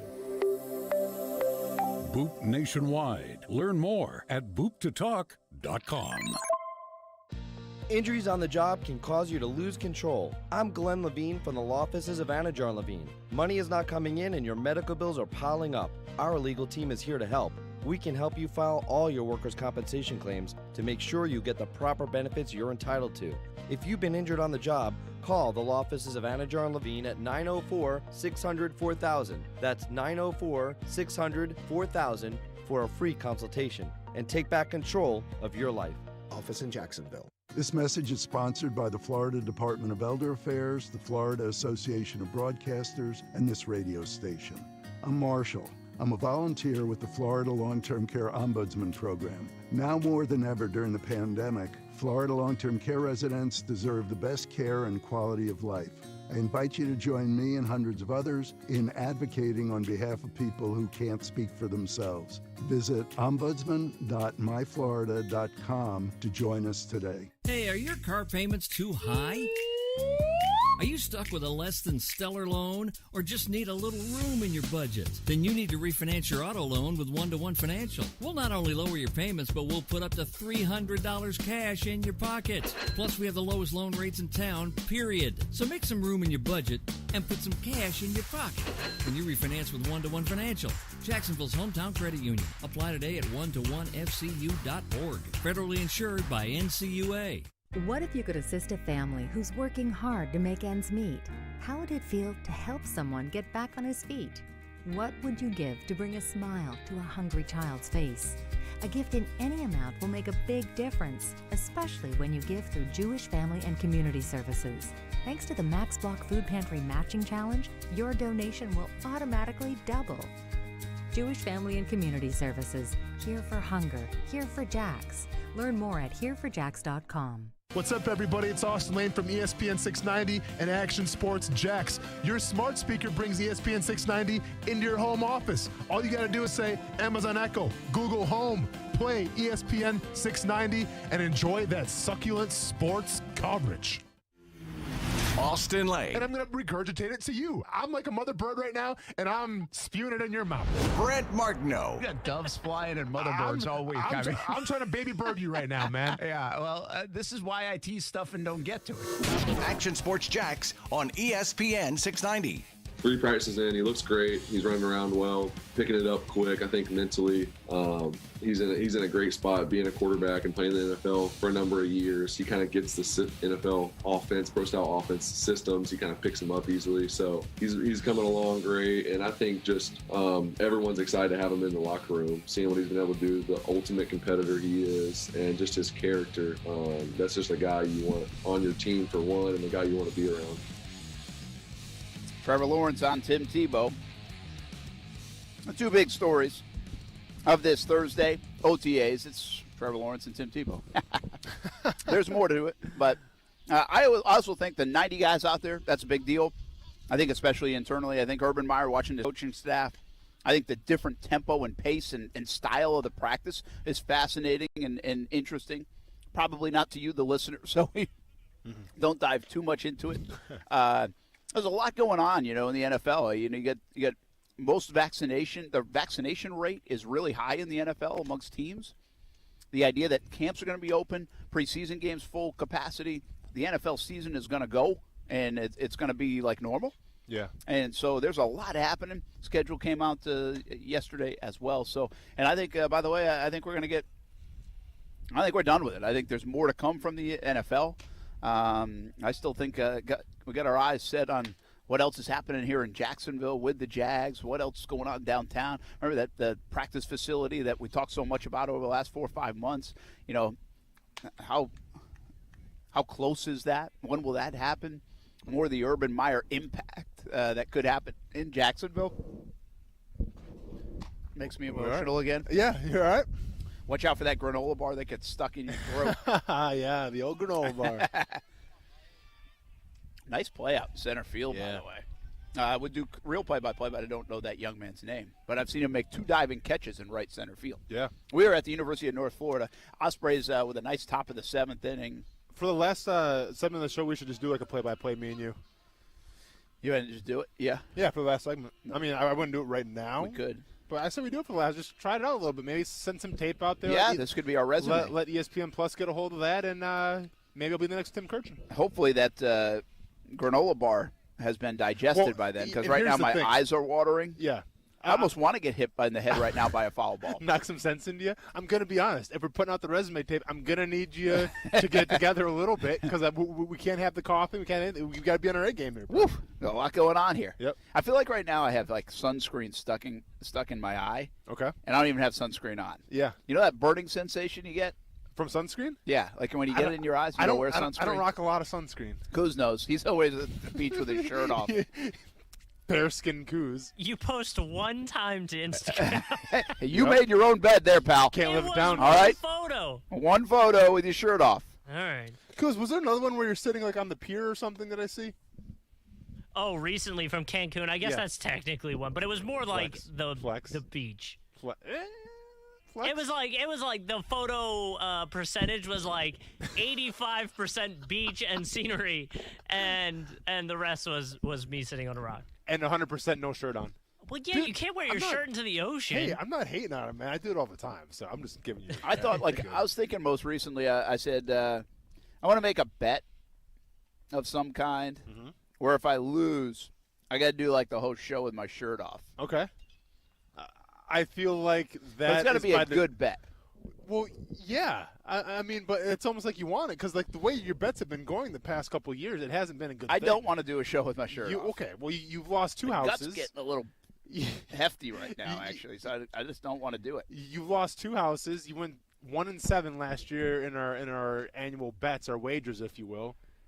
You're not doing so good on the bets. Well, that's right the reason he's talking about the shirt. It's the only thing he's got left to gamble with. That's a shame. That's a good point. That and 2 thumbs. I will give you the shirt off my back. That and 2 thumbs right now. If I lose this bet, double or nothing. And still trying to figure out the whole Phil Mickelson 36-hour fast. Can you figure out his shades first? Because that's where the real money's at. The shades. I know. You wouldn't believe how many people. Listen, I reached out to him on shades. Twitter yesterday. Hasn't me back, but he's busy shooting 3 over. Who cares? He won the PGA Championship. He said. Yeah, just ask him. He'll tell you about it. Brett Martineau, Austin Lane. A quick thought. How much did you watch of the NBA playoffs? I like that Hawks-Knicks series. Yep. That was a kind of. I was like, oh my gosh, Hawks are going to win this thing. And I was like, Brent, you know how the NBA works, you moron. Yeah, but 15-point lead gone in 38 seconds. No, for sure. But at the same time, I feel like the 76ers got this one already wrapped up, much to my chagrin. But, Kuz, you can feel free to jump in on this one. But I feel like Philly's playing some pretty good basketball right now. You would be correct. Yeah, there you go. So now we taking Philly or the field? No, hey, calm down, because I'm still holding out hope for the Bucks Sixers matchup. The reason Sixers fans are so excited is because their path seems easier than any other team that would have to do it. Like, without a doubt. That's why that 1 seed was so big. Right. The Bucks are, if they get past the Heat, would then have to play the Nets. When? If same would go for the Heat. They would have to play the Nets. And then they would play the 76ers, which is that's a gauntlet to have to go through. Where the 76ers have to play either Atlanta or New York, who great teams, but in terms of where they are talent-wise so far, the 76ers should still beat them. No, I mean, Kuz, you're absolutely right. Like if you're the Bucks right now and when you beat Miami and you see Brooklyn more than likely waiting for you, that's going to be a series. That's going to be a rough one. And I think if you're Philly right now, and once again New York's playing better, and Atlanta, they are what they are, but I feel like if I'm Philadelphia, I'm pretty confident with where I'm sitting at number 1 in that tournament. And to that, I think if you're Philly, you try to get past the Wizards as quick as possible, and then if it's Knicks or Atlanta, both you try to get past as quick as possible so that you have rest time. Because you would imagine Bucks and Nets or Heat Nets is gonna go a few games for sure. All right, so what do we got tonight? I just tweeted this, by the way, and this is real. At our house, we watch. Especially this time of year, we'll watch SEC baseball tournament. We'll watch the ACC baseball tournament. We'll watch softball. We'll watch. Ty likes to watch a Rays. Yeah. So whatever, like baseball games on, we'll flip on. I'll flip. I told you guys the other day, like I was flipping on for that play-in game. Couldn't wait to watch like the Curry LeBron, and that was entertaining. But last night I'm sitting there and I was in between TV shows, popped home. Grab a little something to eat. Ty's flipping back and forth, and we are literally flipping back and forth between a couple of hockey games and NBA games. And I'm like, what the hell is happening in my house right now? Man. Like, that is a scene that doesn't get set very. It just doesn't happen very. Well, like, how many times do you do that in the course of a regular season? The answer is probably zero. That do what? What are you asking? Flipping between NHL and NBA games. I know you're a Red Wings fan. Yeah, depending but who's you don't want to playing. watch them this year. They sucked. No, it was absolutely horrible. One of the worst teams in the league, hands down. Definitely re-signed their coach for another contract too. By the way, nice job, Brent. But to that, there's more to it. I'm not mad about it. Before the pandemic, I think it was it would be 2 postseasons back. The NBA would get into a situation where it was like on a night and then off a night, and they would be opposite of NHL. So they would always like not necessarily compete with each other. Yeah. And obviously with that and the shortened season, everything now, it seems like they're lining up a little bit more. But it might start going towards that again once we get into later rounds and less teams and less games going on. I kind of liked it. Like Ty, he's a little bit of a front runner, if I'm being honest, on the Tampa stuff. Yeah. The Lightning. Yep. Not the Rays. I mean, nobody's a front runner with the Rays. If you like the Rays, that's like, you should get something from Major League Baseball for that. But you should get a season ticket for free. They could use it. They can't. Yeah, exactly. But he likes the Lightning. I think in part because they've been good, and so and maybe because they're right across the state. He's not a diehard. I don't want to make this sound crazy, but he does watch him. Like he was getting excited about it. Like I'm sitting there waiting for a good game. Like, hey, we could get a game 7 if Florida wins, and he's like fist pumping because the Lightning scored a goal. Yeah. So I found that interesting that we were kind of locked in. We got that. We had I think the Islanders were on. They were up 5-3 at the Islanders time. looking good this with the year. Hawks and the Knicks, which has been exciting. Like the Hawks and Knicks, I wouldn't flip those on if you paid me $100 most of the time. Sure. I'm actually like intrigued by it. Yeah. What is going on here? I'm not an NBA guy. I'm not an NHL guy. Doesn't mean I'll never watch it. It's called but entertainment, Brent. I'm entertained. It's called entertainment, man, because it's a little more fast-paced in the game of baseball. Every once in a while, you want to be a little more entertained, and you want to be excited as opposed to watching. College baseball is great if you're into that type of thing. watch college baseball on the SEC network. Yeah, college baseball is good. I mean, I can watch baseball all day. Softball we've been watching. I mean, Steph and I, you know something weird?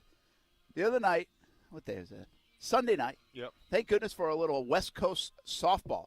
Okay. At 12:30 at night, I'm watching Washington, Pac-12 after dark, and Michigan in the NCAA regional. Okay. Aggressive. At 12:30 at night? Yeah. Aggressive. Jeez. That's aggressive. Very aggressive, Cruz. Thank you. I'm like slowly becoming. People have said this before. If you like softball, I'm slowly like I go I might go watch a softball game even if Kaylee's not playing. Yeah. Like I might actually go. If UNF and JU were playing over here, I might actually peek over to that and then come back to the baseball. Wow. Like that's where I'm headed. Yeah. Softball is entertaining to watch. Yeah, a lot of chants going on in the dugouts and everything, right? It's fun. All right. It's fun. Right. No, there's a good amount of chance. Like hey, Brent, hey, I know there's a good amount. We do the Colt test. It's a cult. It's a cult. We've been over this. You cult. Anyways, though, I get what you're saying, man. Like, yeah, the Stanley Cup playoffs, the Stanley Cup playoffs, and it is must-see TV. But like, I find myself watching, and I have been watching a lot of it. But like, my worst fears are coming true because I don't despise really any teams besides 3 teams in the NHL.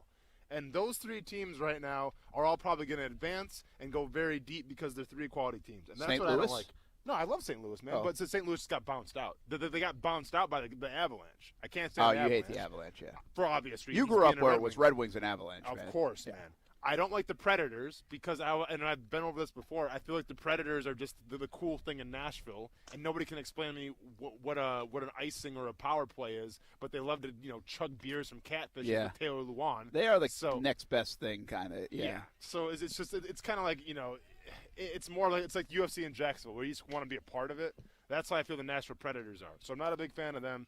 And then I'm not a big fan of the Lightning either, even though we're in Florida. But I'm not a big fan of the Lightning just because of personal reasons, once again, with Steve Yzerman being the GM over there for a long time. Why are you a front-running Red Wings fan? Or because I feel like you, from Wisconsin, you should like somebody else. No, so I don't know who. Yeah, well, obviously not in a Wisconsin team. No, the reason why I was a Red Wings fan was because when I was growing up and I was playing hockey, the Red Wings were like the closest team besides Chicago. But for whatever reason, the Red Wings were always on our TV in Wisconsin. Okay. So like it was a team that I grew up watching. So like that's why I was such a big fan of them because they're the only team that was on TV on Saturdays. Yeah, and they were good. Oh, they were good too. Yeah. I mean, should Chicago? If I went to Wisconsin, more people like Chicago or Detroit? Probably Minnesota now. Oh, Minnesota. Minnesota now. Yeah, I would say Minnesota. Nobody likes Chicago. It's always the Bears Packers kind of thing. Yeah, same thing. yeah. So same thing for the Blackhawks. I think the Wings are okay, but I'd probably say Minnesota. Ooh, that's is that a home run? Nope. I think I think the competition might have just got hit. That's a chuckle on your part. No, I think. No, I mean, I think the left fielder for the Ospreys just went kind of crashing into the fence. Yeah, to chase a foul ball. But the ball might have hit the competition. Might have. Okay. We hope they're okay. Yeah. Throw some popcorn at them. Mm-hmm. Not baseballs. Could affect the ratings though. Oh yeah. But no. So the reason why doesn't Wisconsin have a high? Wisconsin's hockey. It feels like it should have a hockey team. I know. Why don't you have a hockey team? They have a semi-pro team. I'm not sure. They have the Milwaukee Admirals that were big. They do. Actually, AHL. Oh, you know about the Admirals? I see you, man. Actually, I got to play during an Admirals halftime show. Like a halftime, like intermission. It's not halftime, obviously, but intermission. We got to skate. Our hockey club did.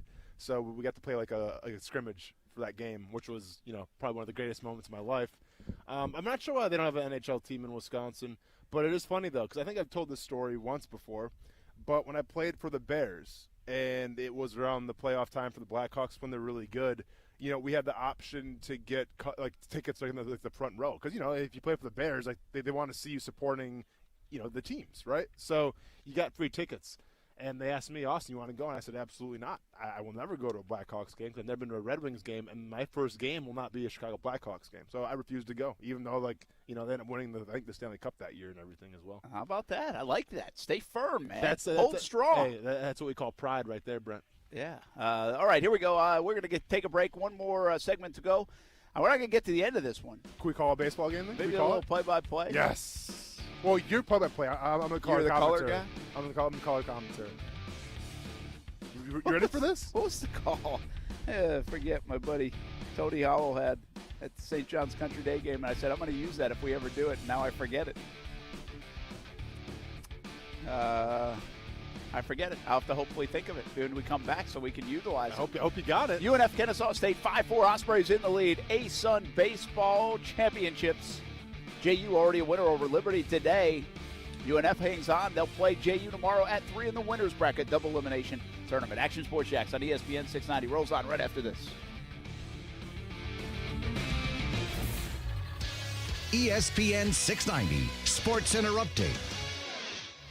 Happy Thursday. I'm Jake Mitchell. Tim Tebow hasn't just sold a lot of jerseys. He's gotten a lot of people around the NFL talking, specifically his teammate and number 1 draft pick, Trevor Lawrence, who said, quote, "He looks great. He's just the guy you want to be around, and no one is going to work harder than him. Those are the kind of guys you want in your locker room," end quote. Over in baseball, Major League umpire Joe West had to confiscate the hat of Cardinals pitcher Giovanni Gallegos after he noticed a foreign substance on the hat in the 7th inning. Of course, Cardinals manager Mike Schilt took offense to that and disagreed very disrespectfully and was tossed from the game. You may remember West was recently in the news for setting a record for the most games umpired in Major League Baseball. Don't forget to listen to your Jumbo Shrimp versus the Durham Bulls tonight at 6:50 on ESPN 690 or ESPN690.com. Sports Center Update is brought to you by Morgan & Morgan. Morgan & Morgan, for the people.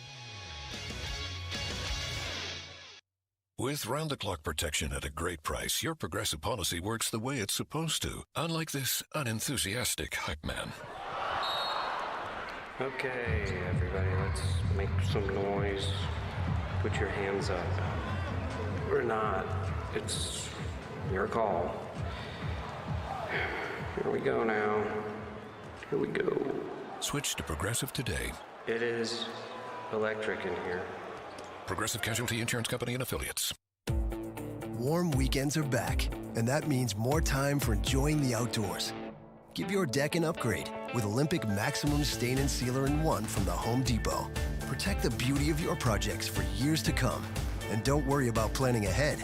With Olympic's weather-ready technology, you can stain when you want to because it's rain-ready in just 8 hours. Upgrade today to America's most trusted wood care brand at the Home Depot. How doers get more done.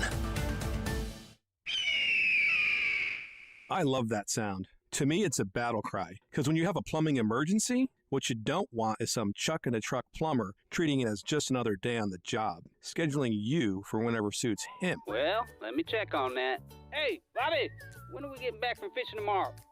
Yeah, about tomorrow afternoon. And then doing turd bucket work whenever he finally shows up, if he shows up. Well, flap that, Jack. If you've got a clogged drain, a burst pipe, or a broken water heater, you want same-day service from someone who will go to war on your problem.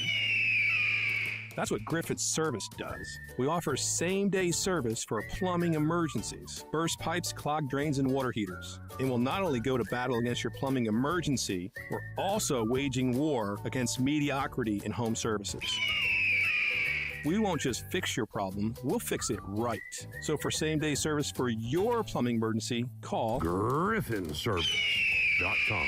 1430-261. Men, do you feel embarrassed in the bedroom because of ED or PE? Prime Men's Medical Center has the solution. I'm Dr. Brown. 98% of patients experience a positive result from the treatment in just 10 minutes after just one office visit. Men are lasting 30, 60, 90 minutes or longer, and it's affordable. Call Prime Men's Medical Center at 904-664-8217. See results on your first visit guaranteed or pay nothing. Call 904-664-8217.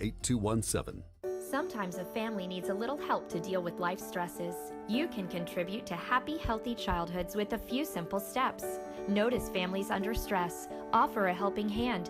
Give your time. Talk about healthy child development. Connect a family with resources. Contributing to a great childhood can be as easy as being a good neighbor. For more, PreventChildAbuseFL.org. This message is sponsored by the Ounce of Prevention Fund of Florida, the Florida Association of Broadcasters, and this radio station. 5 days only, Thursday through Monday, you'll get huge savings on Arlington's big-time selection during the Summer Starts Here Memorial Day weekend blowout. Over 700 new cars available. When you want selection, Arlington's got it. Make new roads this summer with the sporty versatility of a new 2021 RAV4 LE for just $349 a month. It's the Summer Starts Here Memorial Day weekend blowout Thursday through Monday. Shop safely in person at 10939 Atlantic Boulevard or online anytime at arlingtontoyota.com. Visit arlingtontoyota.com/Memorial Day for details. I'm Josh Scobie, proud supporter of the Guardian Catholic School, where we believe that every child deserves access to a quality faith-based education. Grab your friends and join me for the 17th Annual Golf Classic on June 14th at Jacksonville Golf and Country Club. Play a round of golf to raise money for educational scholarships for deserving children in North Jacksonville. Become a sponsor or reserve your space for the 17th Annual Golf Classic on June 14th. Visit GuardianMillionDollarShootout.com or call 904-765-1920. Guardian Catholic School, faithful protectors of potential. Just be confident. Community First makes smarter banking simple so you can relax, knowing you're managing your money the right way. Yours. Visit justbeyourself.com. Community First Credit Union. Just be yourself. Federally insured by NCUA. ESPN 690 is home for the Florida Sportsman Fishing Show hosted by Captain Rick Riles. Tune in every Saturday morning from 7 to 9 a.m. to find out what's biting now. Fishing so fresh, you can almost smell it.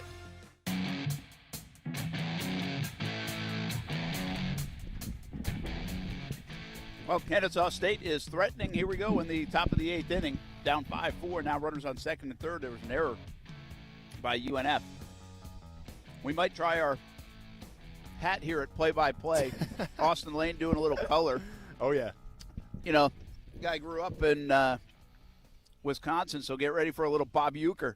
You better believe it, man. I mean, that's my hero. You know, that's my role model, Yep. Brent, if we're being honest. And Coos, get ready for the drop button because that's dangerous. It is. And truth be told, I've told this story before. I was actually one of the announcers for our high school baseball team for 2 years. And then I got relieved of those duties over some foul language. Oh. Yeah. Coos, that's a heads up and a warning. Yep.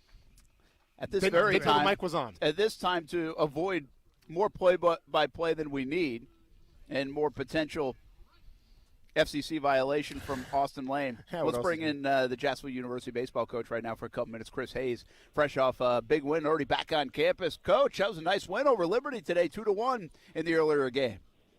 Appreciate it, Brent. I mean, the fellas played well today. They've kind of caught fire here lately and carrying some really, really good energy in the dugout, and it's just kind of, you know, the guys are just playing well, man. We're getting some good outings on the mound, and they're coming up with big at bats and big spots. So wasn't a comfortable game by any means. You know, we put some pressure on them early and didn't do a whole lot offensively for the rest of the game. But Tyler Santana really did a great job for us today. Yeah, he pitched a gem. Momentum is a beautiful thing. I know you guys, win-loss-wise, had some struggles. You know, you got a little younger this year. You have had injuries and COVID stuff and everything. But did you see this coming at all, where you play pretty good down the stretch, what you guys did last week against Florida Gulf Coast, and kind of continuing that stretch here this morning? See it coming? I don't know. You knew we have the ability. You know this is in there. You know, we beat some pretty good teams on our schedule this year. And we went over to Gainesville and won. We went to Tallahassee and won. We've played really good baseball in pockets this year. The one thing you could really kind of see is we've gotten healthy, and guys have started, as they've gotten healthy, they've started to really perform at a higher level. We've got some consistency with the lineup. We've got some consistency out of the pitching staff, and you know, and they just believe in each other. They do. And the older guys have really helped the young guys come along and understand that, yeah, we can play at a high level, and we can play really high quality baseball. Chris Hayes with us, JU baseball coach, fresh off a win this morning over top seed Liberty. Double elimination tournament, so still a lot of work to be done. You know, you play that 11 o'clock in the morning game, you're playing back-to-back day, all these different things. Are these kids more adjusted to all of that stuff based on travel ball than ever before? It's not like they've never played a double elimination tournament, never played a morning game in the sport of baseball before recently. But I'm watching the SEC tournament, playing at like 9:30 in the morning and then still playing at midnight. It just feels like today's day and age of travel ball and stuff says, you know what, we'll play anytime, anywhere, and the kids are almost adjusted to it? I can tell you this time of year for us, I mean, this is what we play for. This is what we talk about when we get on campus and playing our best baseball in May and in June. And, these guys, you could tell them to play at midnight. You could tell them to play 5 in the morning, whether it's 11, whether it's 100 degrees or 20 degrees outside. They don't care this time of year. They're ready to get after it. And it's because this is what they're here for. One last one for you. I'm not going to ask you the reporter question that we all don't like asked when you're waiting on another team that you don't know who you're going to play. Who would you rather play tomorrow, Coach? UNF or Kennesaw State? So I won't ask you that. But I will tell you this. I'll give you an update. UNF just got out of a jam, so they're up 5-4 going to the bottom of the 8th, so 3 outs away from playing the Ospreys. You're a local guy, local baseball-wise. JU, UNF, tomorrow, winner's bracket game in the ASUN. That wouldn't be too bad for local baseball fans, huh? Oh, no, it's great for the city of Jacksonville. I'm so happy for Coach Parrington and his staff and his group to be playing as well as they have this year. And, I mean, it'll be a fun environment no matter who it is, whether it's UNF or Kennesaw. I know we're going to show up. We're going to be ready to go, and hopefully we're going to give them a good fight. Hey, we'll be over here tomorrow most likely. Can't wait to see you as well. Good luck the rest of the weekend, man. Appreciate you jumping on. Appreciate you, fellas. Thanks. All right, it's Chris Hayes, JU baseball coach. Really cool to see them playing well. They really had a tough season, but did get a couple of big wins, and now getting huge wins this time of year where it really counts. Trying to get get to that ASUN championship game and then see what happens from there. Brent Martin, Austin Lane, we're in the middle innings. That was a big out right there. I would have liked to actually hear your reaction. It would have been fun to call that, huh? Yes. But it's all good, though. It's all good, though. Well, we got a lefty on the hill here for Kennesaw State. Did this guy? Did you talk to this guy too? Because you've been talking to some of these. I didn't talk to this guy, but I saw him warming up. Looks like he's got the heater going today. Seems pretty confident. Pitches with a lot of aggressiveness. I noticed that he was really focused as opposed to the other gentleman who wanted to talk my ear off. So maybe expect a quick inning here for Kennesaw State. Obviously with UNF up by 1 right now, Brent, you want to get some State Farm Insurance runs right now. Shout out to State Farm Insurance, sponsor of ESPN. Not really, but that's what Bob Uecker says all the time. So I'm trying to be like him right now. Anthony Rodriguez on the mound for Kennesaw State, left-hander by the way, and trailing by 1 is Kennesaw State against UNF as we go to the bottom of the 8th. So the Ospreys just 3 outs away from matching up with JU in the winner's bracket portion tomorrow afternoon of the ASUN Championships. Kuz doesn't want to hear any more of this. Trying to play us out. Kuz, turn the music off. A little up high, a little sweet chin music right there for number 7. Who's number 7 there, Brent? It's up on the board. Ricky Presno batting 214. I want to see that batting average get up a little bit right now. There's a good chance for him to do that. You are full analysis. You're a coach speak. I like to get his average up a little bit. My bad. That's not what Bob Uecker does. Sorry. I just got to lay back and chill a little more. It's a 1-1 count, by the way. Here in the bottom of the 8th. Nobody on, nobody out. Presno at the plate. Rodriguez in the windup. Delivers. Looked like a changeup. 70-mile-an-hour changeup. And that's a strike. Gets ahead in the count 1-2. How are we doing here, folks? Take the trigger off and pull it, huh? Kuz, are we doing so well we should just stay on? Take that safety off and pull that trigger. And there's the 2. If you didn't tell me, I would have thought I was listening to a Jumbo Shrimp play-by-play call. Jumbo Shrimp are coming up tonight on ESPN 690. See, we're just leading right into baseball against the Durham Bulls. Shrimp have lost a couple of games, so they'll look to get this one tonight on a thirsty Thursday. Oh, that ball's tattooed, Brent. That ball's tattooed. Ricky Presno's got to do some yard work, he said. Ricky Presno said, hey, Austin, I'm hearing you 214. Let's increase that batting average just a little bit more. Ricky Presno doing yard work. I can't do better than that. That's a John Deere home run yard work of the game right there, ladies and gentlemen. Shout out to John Deere tractors. 6-4. The Ospreys now lead. That's going to do it for us. Hope you have a good night, everybody. Maybe back here at the ballpark for more play-by-play tomorrow at 3. I mean, if you want to win. If you want to win. Have a good night. All right, boss. That's the last house on the block. So what's the tally? Let's see. 11 houses have Safe Touch security signs. Okay, Safe Touch means we cross them off our list. What